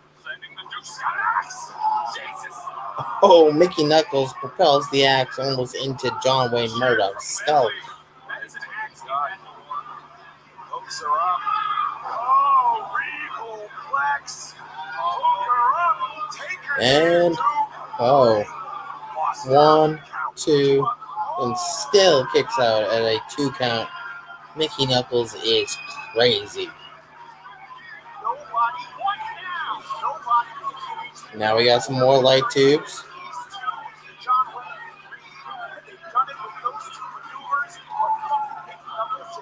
Oh, she misses and multiple light tubes across the back of Mickey Knuckles. Now we got some double team here. Oh, double brain buster. And we got a 3 count. John Wayne Murdoch and Reed Bentley is your winners.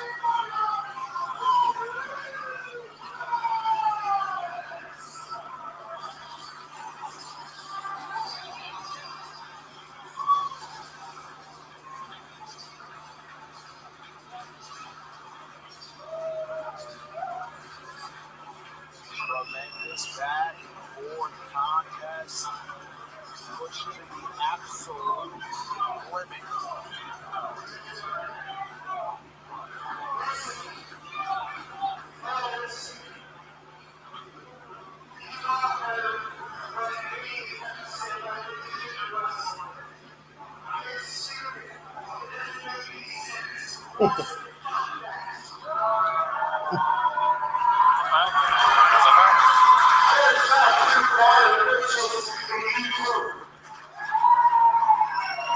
Murdoch giving his props to both Fisto and Mickey Knuckles.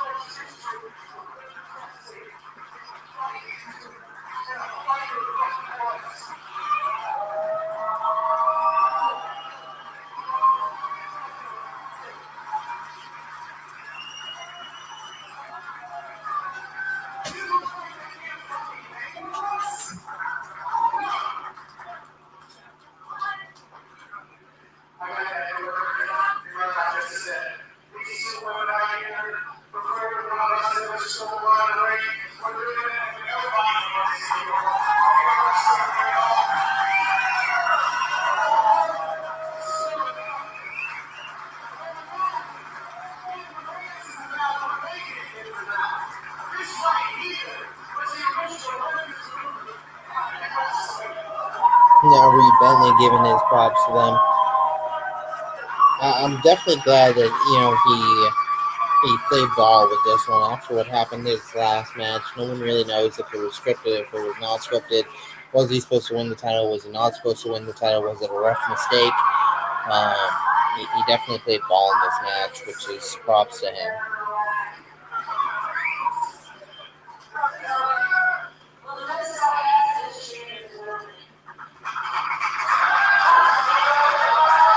Mickey Knuckles with the mic now, giving props to Lufisto.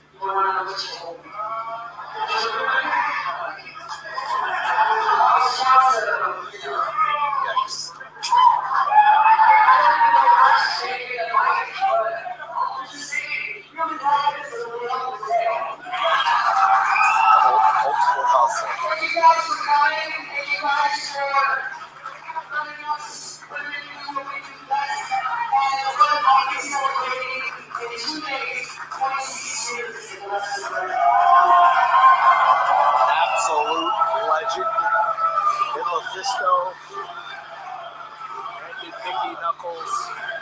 So much history Transfer Lufisto. in this building.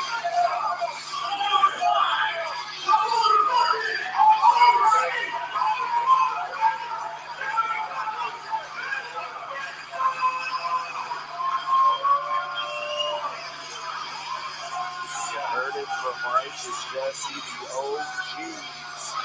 What a showing here. Join the conversation. Use that hashtag NHB47.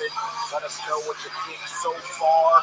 We got one absolute scud missile. All right, we got one more match coming up. Main event. I'm very excited. I feel like I'm going to have a second win in my vocal cords, potentially. Okay. I feel okay at this very second. Did she just break one of her battle axes? Oh, That's a... Oh, now it's only a regular functioning axe.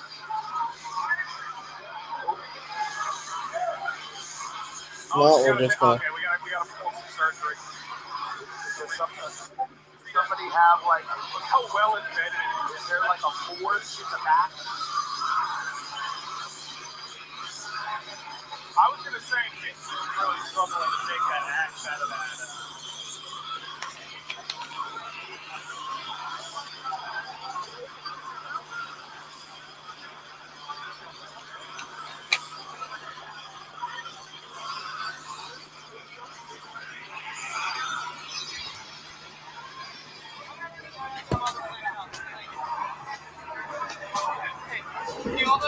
Police officer bill. The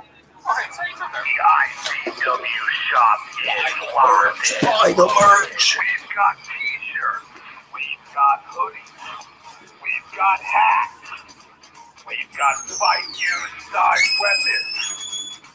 Size 8x10 photos. The award-winning ICW NHB trading cards. What a fun item. And so much more. ICW NoHoldsBarred.com. Buy the merch. Buy the merch. Buy the merch. Head over to ICWNoHoldsBarred.com and buy the merch. Buy the merch. Buy the merch. Good job. Thanks. You're learning. It's great to see. I can't wait till you become good enough that I can just be done. Me too. Wow. Jeez. not like others who just like the minute like the seat was empty for a second, they came like running after it. Like, oh man, struggles missed the show. Can I do commentary? Like, brother, I ain't going fucking nowhere. But apparently, so says the graphic on the screen. We are live from Chicago, Yes. Illinois. Irwin Eagles Club. All right, they're sweeping out the ring, setting it up for the main event. Communication is key. We get the fatal four-way for the title. God, these are the moments that I wish Bobby Banks could hear us.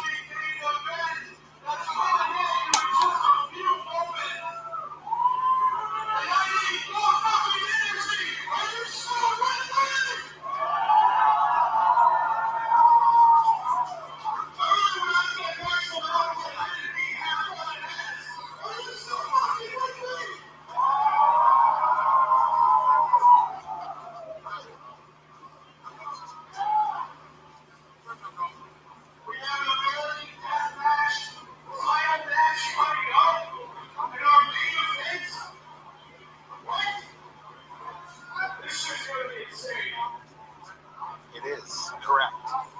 Can confirm. Shout out to my boy Joel Bateman. Comes out. I miss you, big dog. Get your ass over here, please. Over two-time.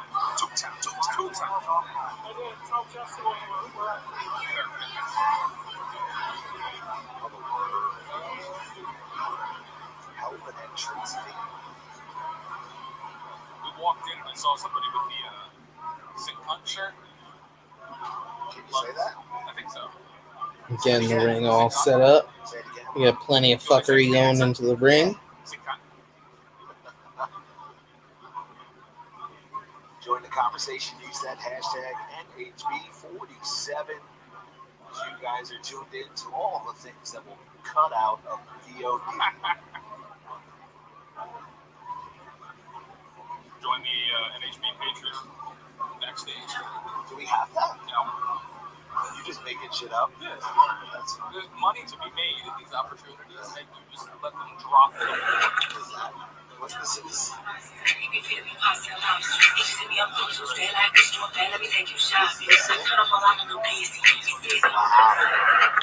It's very elaborate. Expensive. This is Jamie Fun.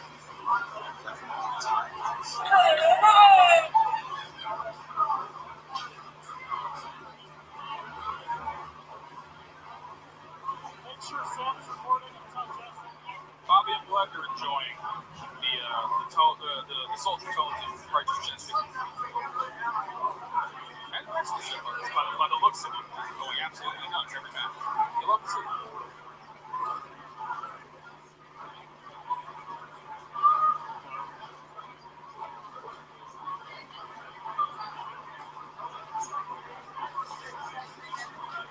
Not much fuckery for this match, surprisingly, in there. Absolutely wild event this has been. It's only our first of the weekend. I'm just wrapping my head trying to figure out how this top teams tomorrow. Think about the fights that we've already seen. Tommy Vendetta. Shut up, Jesse Spears.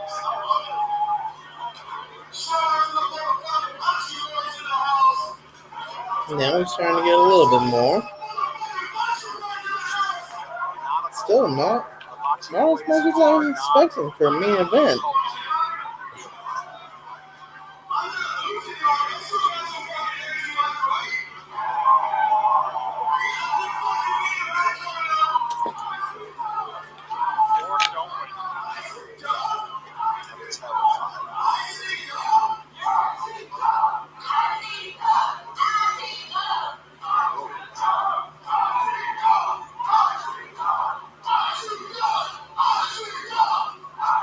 Got the fans chanting ICW now.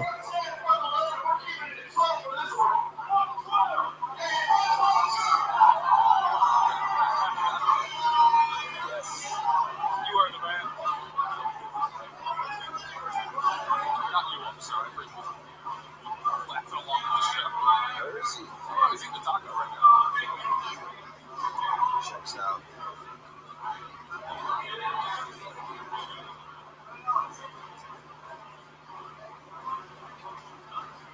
Is that a cactus covered in thumbtacks? Is it a cactus covered in thumbtacks? It's definitely a cactus.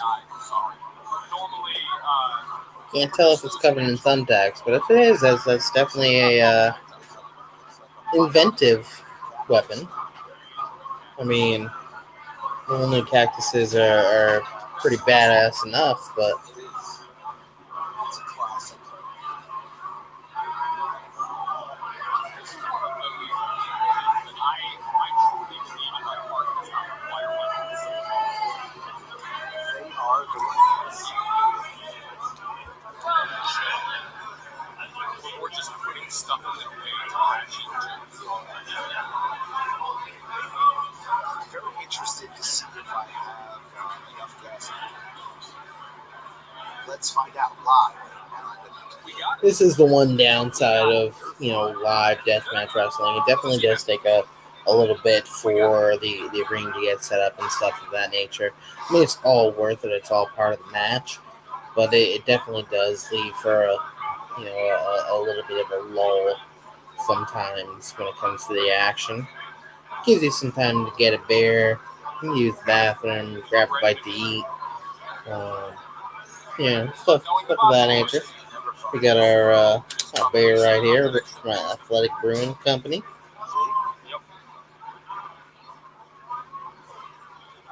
Shout out to Stoney at home. We miss you. She said it sounds like I'm having fun. That's Now that that one's all done, we're gonna break out the Heineken.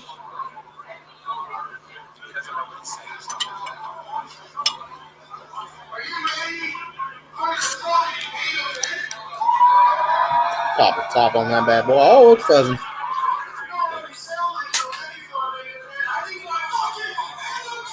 I can seem to do that a lot. Fuzz.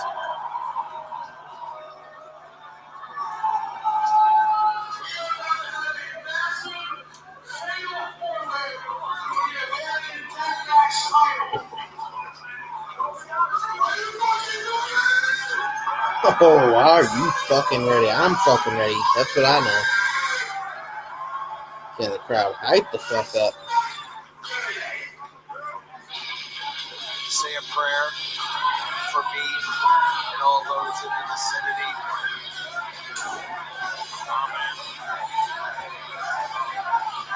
It's time to pull the plug.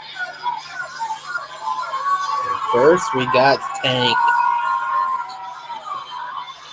The man, the myth, the legend when it comes to deathmatch wrestling. This guy's been in it forever. That's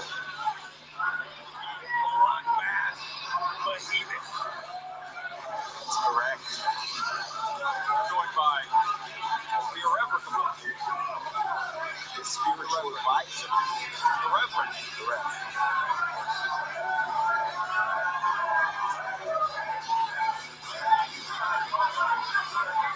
We've seen a lot of legends this show specifically. A lot of what? Legends. Oh, yeah. And, here's another one. That man is an absolute godfather of core, the strong style psycho. Red Bank's home, the blood bet, but even Tank.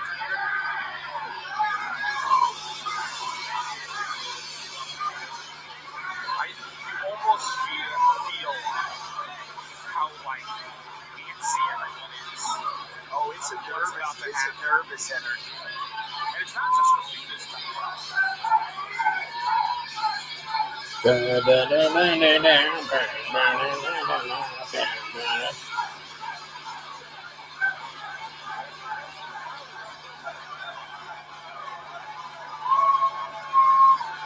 We got Tank with the rev.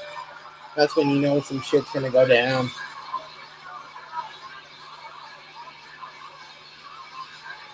One down.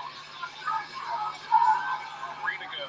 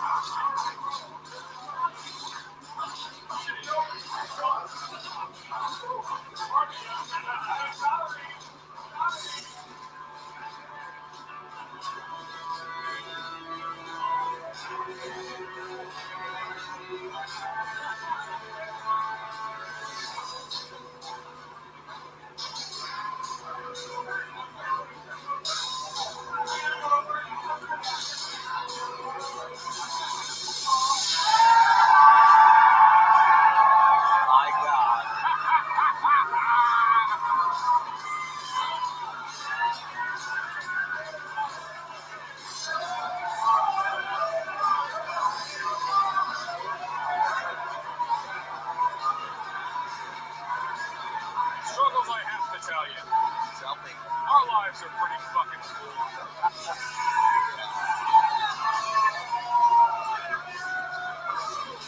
The Big Japan Deathmatch World Heavyweight Champion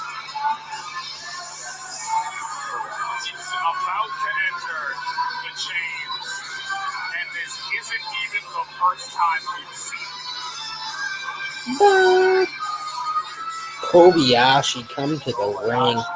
This dude is insane when it comes to deathmatch wrestling. All the way over from Japan. Great to see him back in the States. Anytime he comes, it's a great time. So definitely excited to see him here in the States, in chains, for some death match wrestling. It is thunderous in Chicago.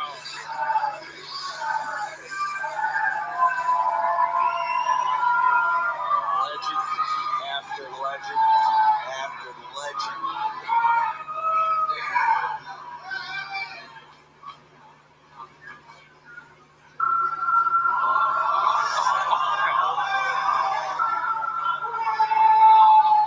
Cool. You just hear that music and it's just scary.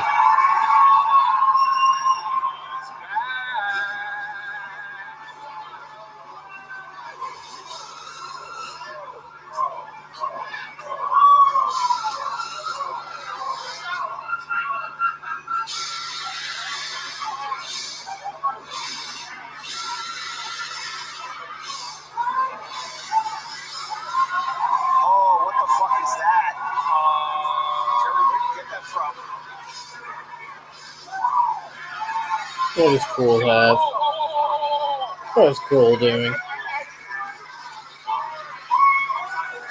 Jesus Christ. What does he have? The IWTV title? You right? You good? Was that the IWTV Independent Championship? Cool is not the IWTV champion. We all know that Tremont won it. Never lost it. I mean, yeah, Cool technically never lost it, but Yeah, I guess nobody came to try to collect it from him. I mean, are you really going to tell him no, he can't be? I guess if anyone, it'd be Tremont to tell him no, but no one else is going to tell that motherfucker no.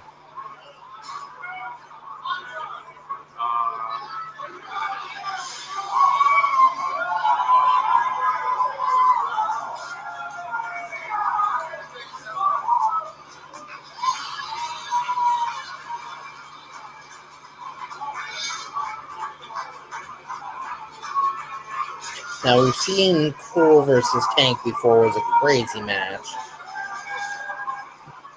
Just look at how much Cool towers over them.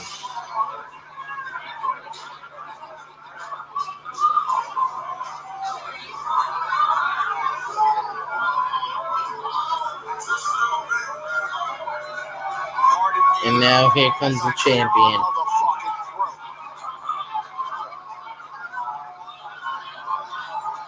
One time.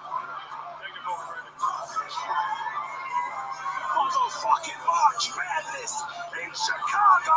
The champ is in the building. Your American Death Match Champion. The motherfucker Hoodfoot.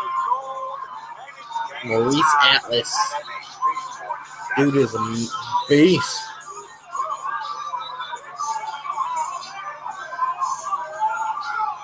Eyes on the prize.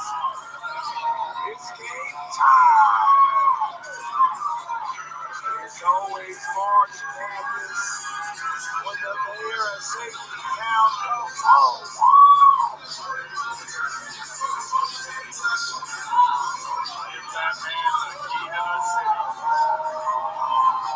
Get in here as quick as possible to that hashtag NHB47 because I guarantee you that you will not find anything like this in any other promotion or company.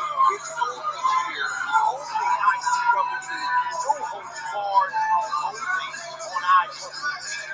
It's game time, main event time here in Chicago. Let him know one time. Oh.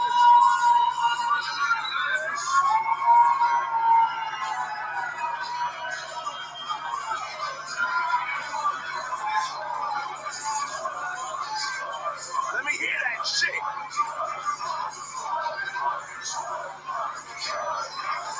There's being fed to the wolves. There's being thrown to the sharks. This man walked into the dragon's den, and he's not leaving without his soul.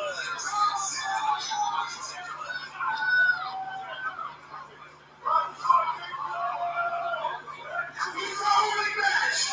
It's your main event of the evening. And it's a fatal four-way. Running up that match championship.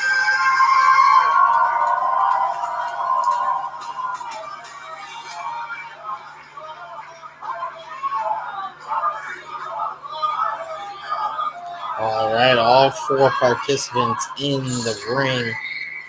Rev grabbing the mic.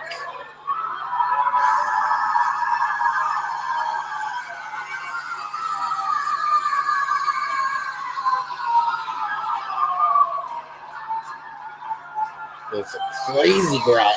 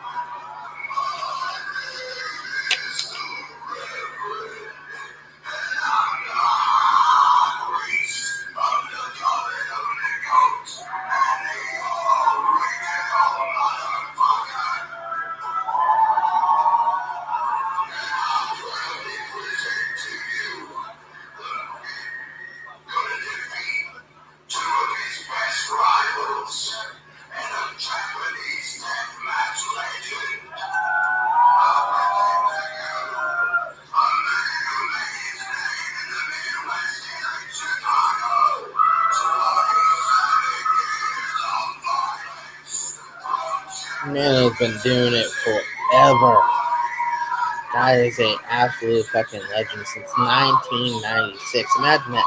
1996 to now. Just doing deathmatch wrestling. Putting your body on the line night after night after night after night.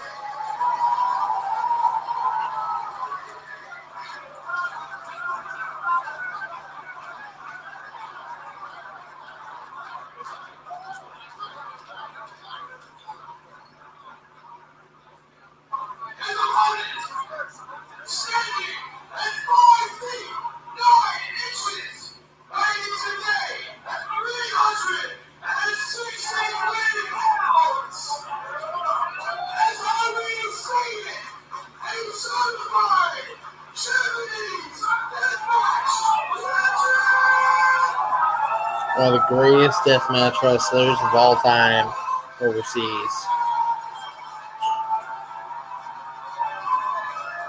Abdullah Kobayashi.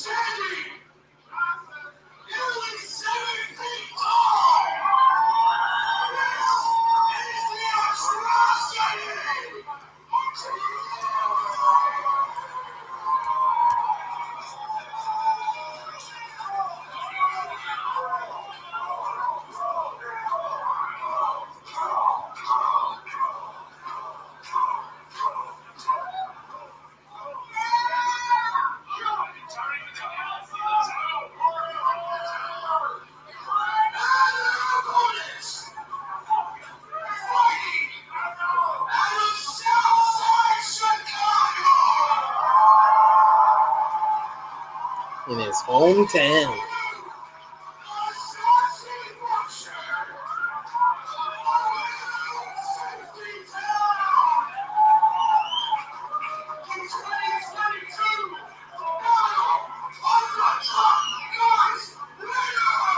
It does indeed look like that cactus has thumbtacks on it. Don't ask me why a cactus needs thumbtacks on it, but I guess in deathmatch wrestling, why the fuck not?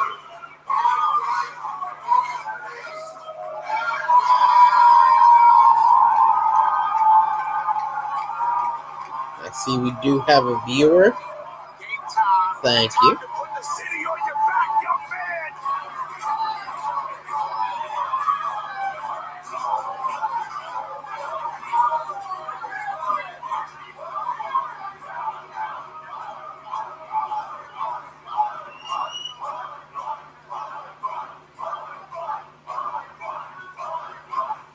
Listen to that crowd just chanting. Here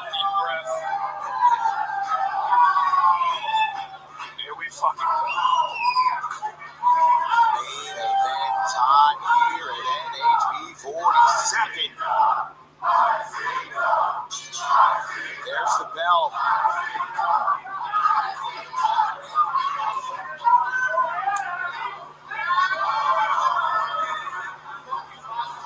Oh, we're starting off with this. That is a lot of really good wrestlers. Yeah. All right, and all four of them are starting to go at it now. From all over the world. We got a chair shot from Kobayashi. Individuals I've ever come across. Cruel and Tank going at it in the ring. Now Tank rolls out of the ring, and now it's just Cruel standing in the ring by himself. Cruel now getting out of the ring. All four competitors are outside the ring now. Action is going to be difficult to call. As you see them pair off. Kobayashi is already busted open, it looks like. And also Kobayashi, Hoodfoot no stranger to one another. Last time Kobayashi was inside the church, one-on-one with Hoodfoot Mo Atlas. We got multiple light tubes by Kobayashi now. Mo Atlas Oh, right into Hoodfoot's head. Another one. Kobayashi has a little bit of revenge on his Busted mind. open again. I think as well, Owen and Abdullah, that might have been that moment that really sent Owen to that next level and allowed him to find the strength to become them at that time.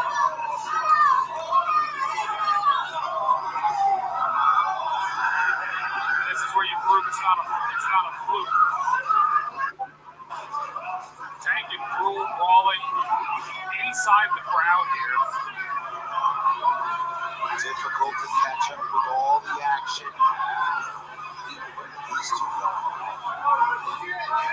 Oh, we're heading back towards Oh, we're going up top. Berwick Eagles Club. Oh my.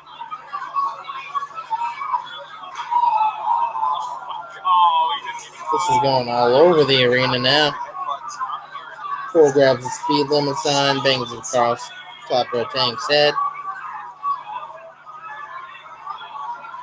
Again, as he's just waffling Tank. down to the back. Did he break that table sign? Possible. It's Cruel.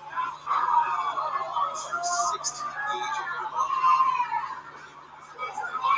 The impossible becomes ever so terrifyingly plausible when Cruel is involved. It's just rolling.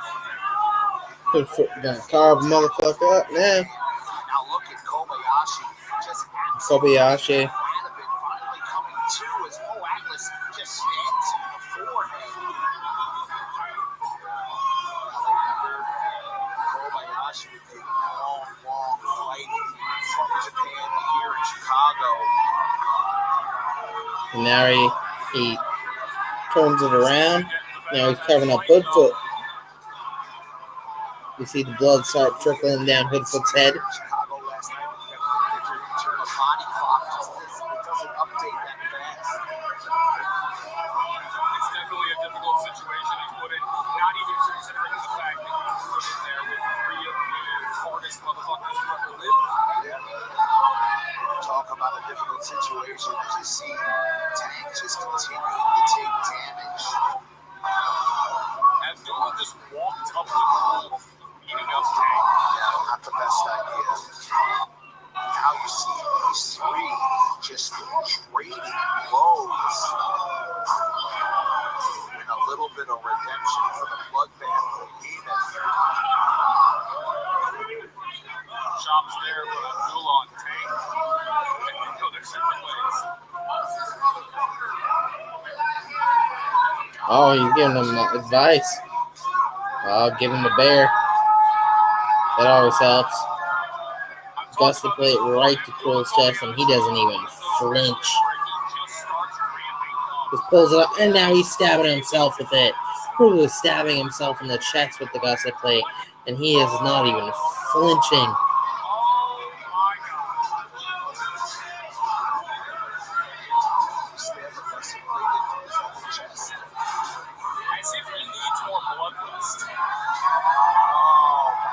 Now he gives him a chop from fucking hell. Multiple chops to Hoodfoot. Now Hoodfoot taking the cane. Across the back, pulls back. Look at these two in the center. Oh, the fourth. There's the bloodbath behemoth. This is where this match really becomes even more difficult for the champion to walk away with. He wasn't even involved in that pinfall, and he could have lost his title. 100%. It's difficult, but it's the task and the obligation that comes with being champion. That is true, ladies and gentlemen. This is not an elimination match. This is one pinfall. Hoodfoot could lose his title with not even being involved in the pinfall at all. End of story. This just shows you the type of competitor Hoodfoot is, that he's willing to take on three of the baddest motherfuckers in the game, and knowing that he could lose without even really losing.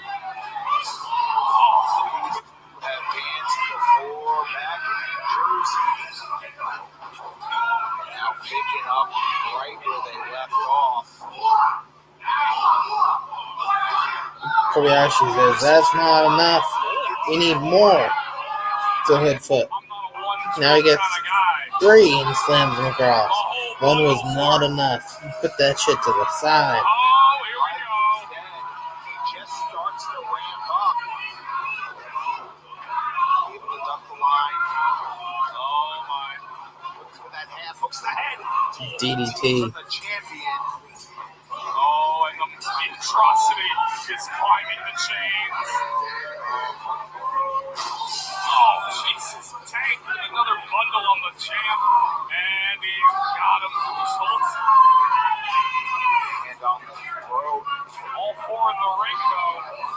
He's only got two hands. But he's got a...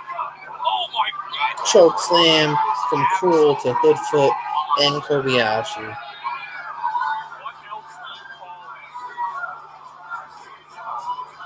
you call this? Oh, my God. As if he needs to be fired up. Absolutely terrifying. Shiny shoes, I would cut my losses first. Hoodfoot with the light tube right over his head. And once again, the man just does not flinch. He's just taking these shots and just not even flinching. He's just laughing inside that mask.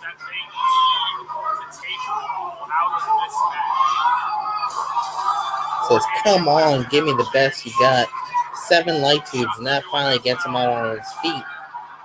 Out the ring, but he's still standing.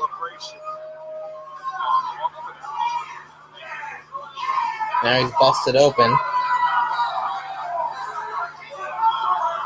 Kobayashi, his focus is on Cruel and now Tank and Hoodfoot. Ooh, baby. Big man off the chains. Look at the hand speed.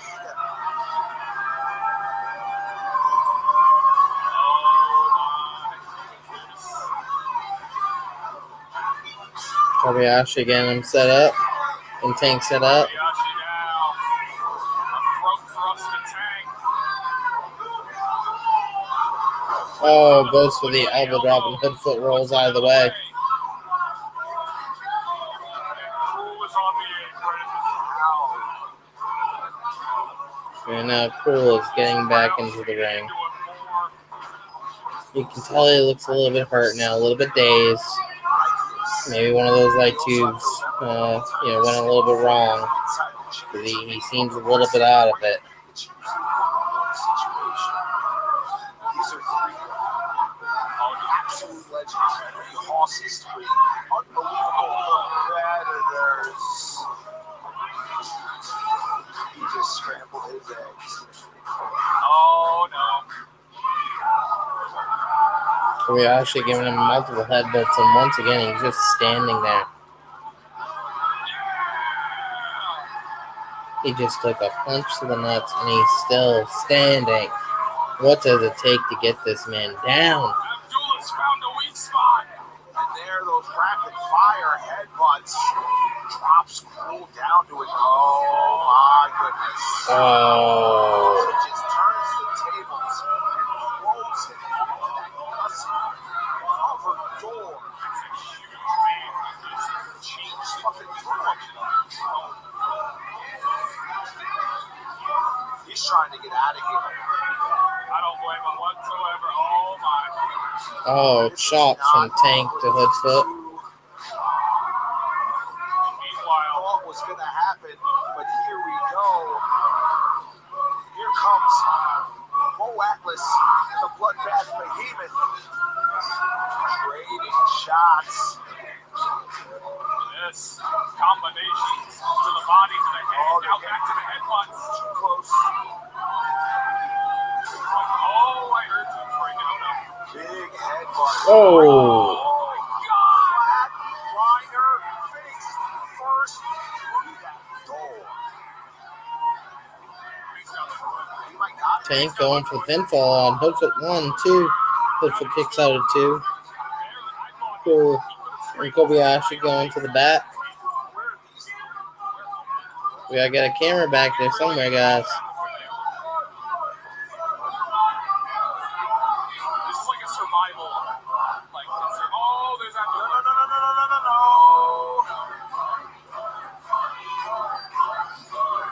Oh, we got a table with light tubes on top of it. I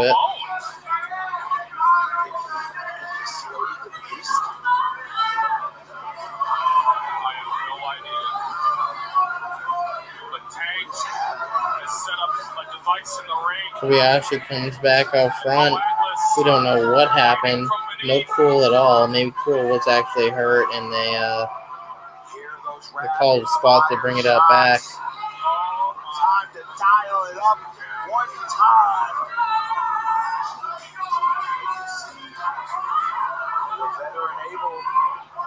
Here sends him down. Come on, Bo. Some humanity down. And hood foot with the 3 count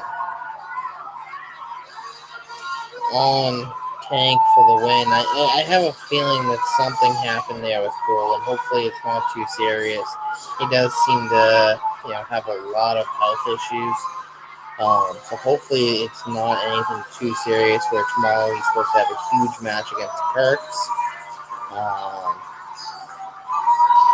But I kind of have a feeling that something maybe happened there. What a fight. Another one up, another one down. The hometown kid is still your American Deathmatch World Champion. One time for the working man.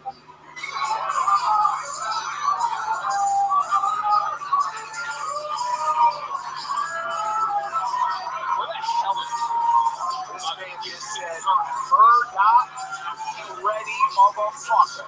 Don't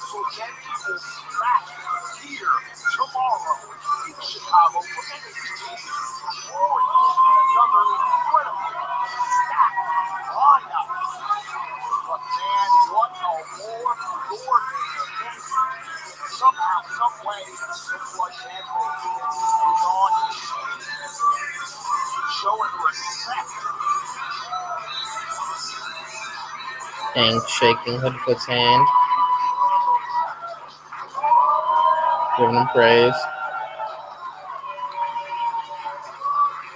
Now Hoodfoot giving him a hug.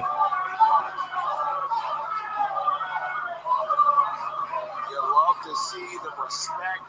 Don't forget to join us again tomorrow. So Kobayashi rolls back into the ring. Still no Cruel, though.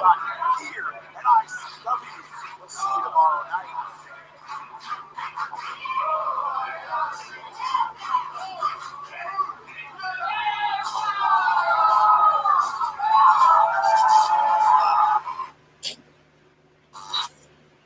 So, yeah, that was the card, guys. ICW No Holds Barred 47. All in all, not the greatest card in my opinion. That the matches were a little lackluster, I feel. Had some good spots for sure, but just didn't feel as good as some ICW shows that I've seen in the past. They do have a show tomorrow. Like I said, hopefully Cruel is okay. It seemed like after he took all those light tube shots, he seemed a little out of it, like something maybe happened. So hopefully that is not the case, where he does have a very big match tomorrow. A story that they've been developing for a very long time against the Kirks. So hopefully he is okay and he can actually get into that match and have it be the match that they deserve to have. I unfortunately will not be able to do a watch along for that one, as I more than likely will be at work. If for some reason I do get out early enough, I absolutely will set one up. But I'm just not 100% sure if I'll get out of work early enough to do one. So that is to be determined. Thank you all for the people that did come on, watch the live stream, participate in the chat, all of that nature. You guys doing that does make these 100 times better, makes it worth the time and effort that I put into it, and just makes it a lot more fun than me just sitting here quietly or calling the matches. So thank you for those that did come out and participate. For those that did not, absolutely check out the replays on YouTube. Like I said, stream stuff in the background if you can. That would be a huge help. Even if you do it just a couple days out of the month, stream the live stuff in the background. That all that adds up, man. And the sooner we get to those numbers that we have to hit, the sooner we can start getting some real money to Colin Secure. Don't get me wrong, we donated some real money last year. Between me and my partner Anthony, we probably donated close to $3,000, if not more. But when the channel starts making some monetization money, that has the chance to make a huge real impact. So please continue to like, subscribe, mention the channel to your friends, your family, hit that notification bell. That way you'll know whenever we do go live, or post a video or anything of that nature, and just watch the videos or play the videos as often as you can. That way we can hit these numbers that we need to. With that being said, I'm going to end this now. And yeah, thank you again. Have a good night, guys.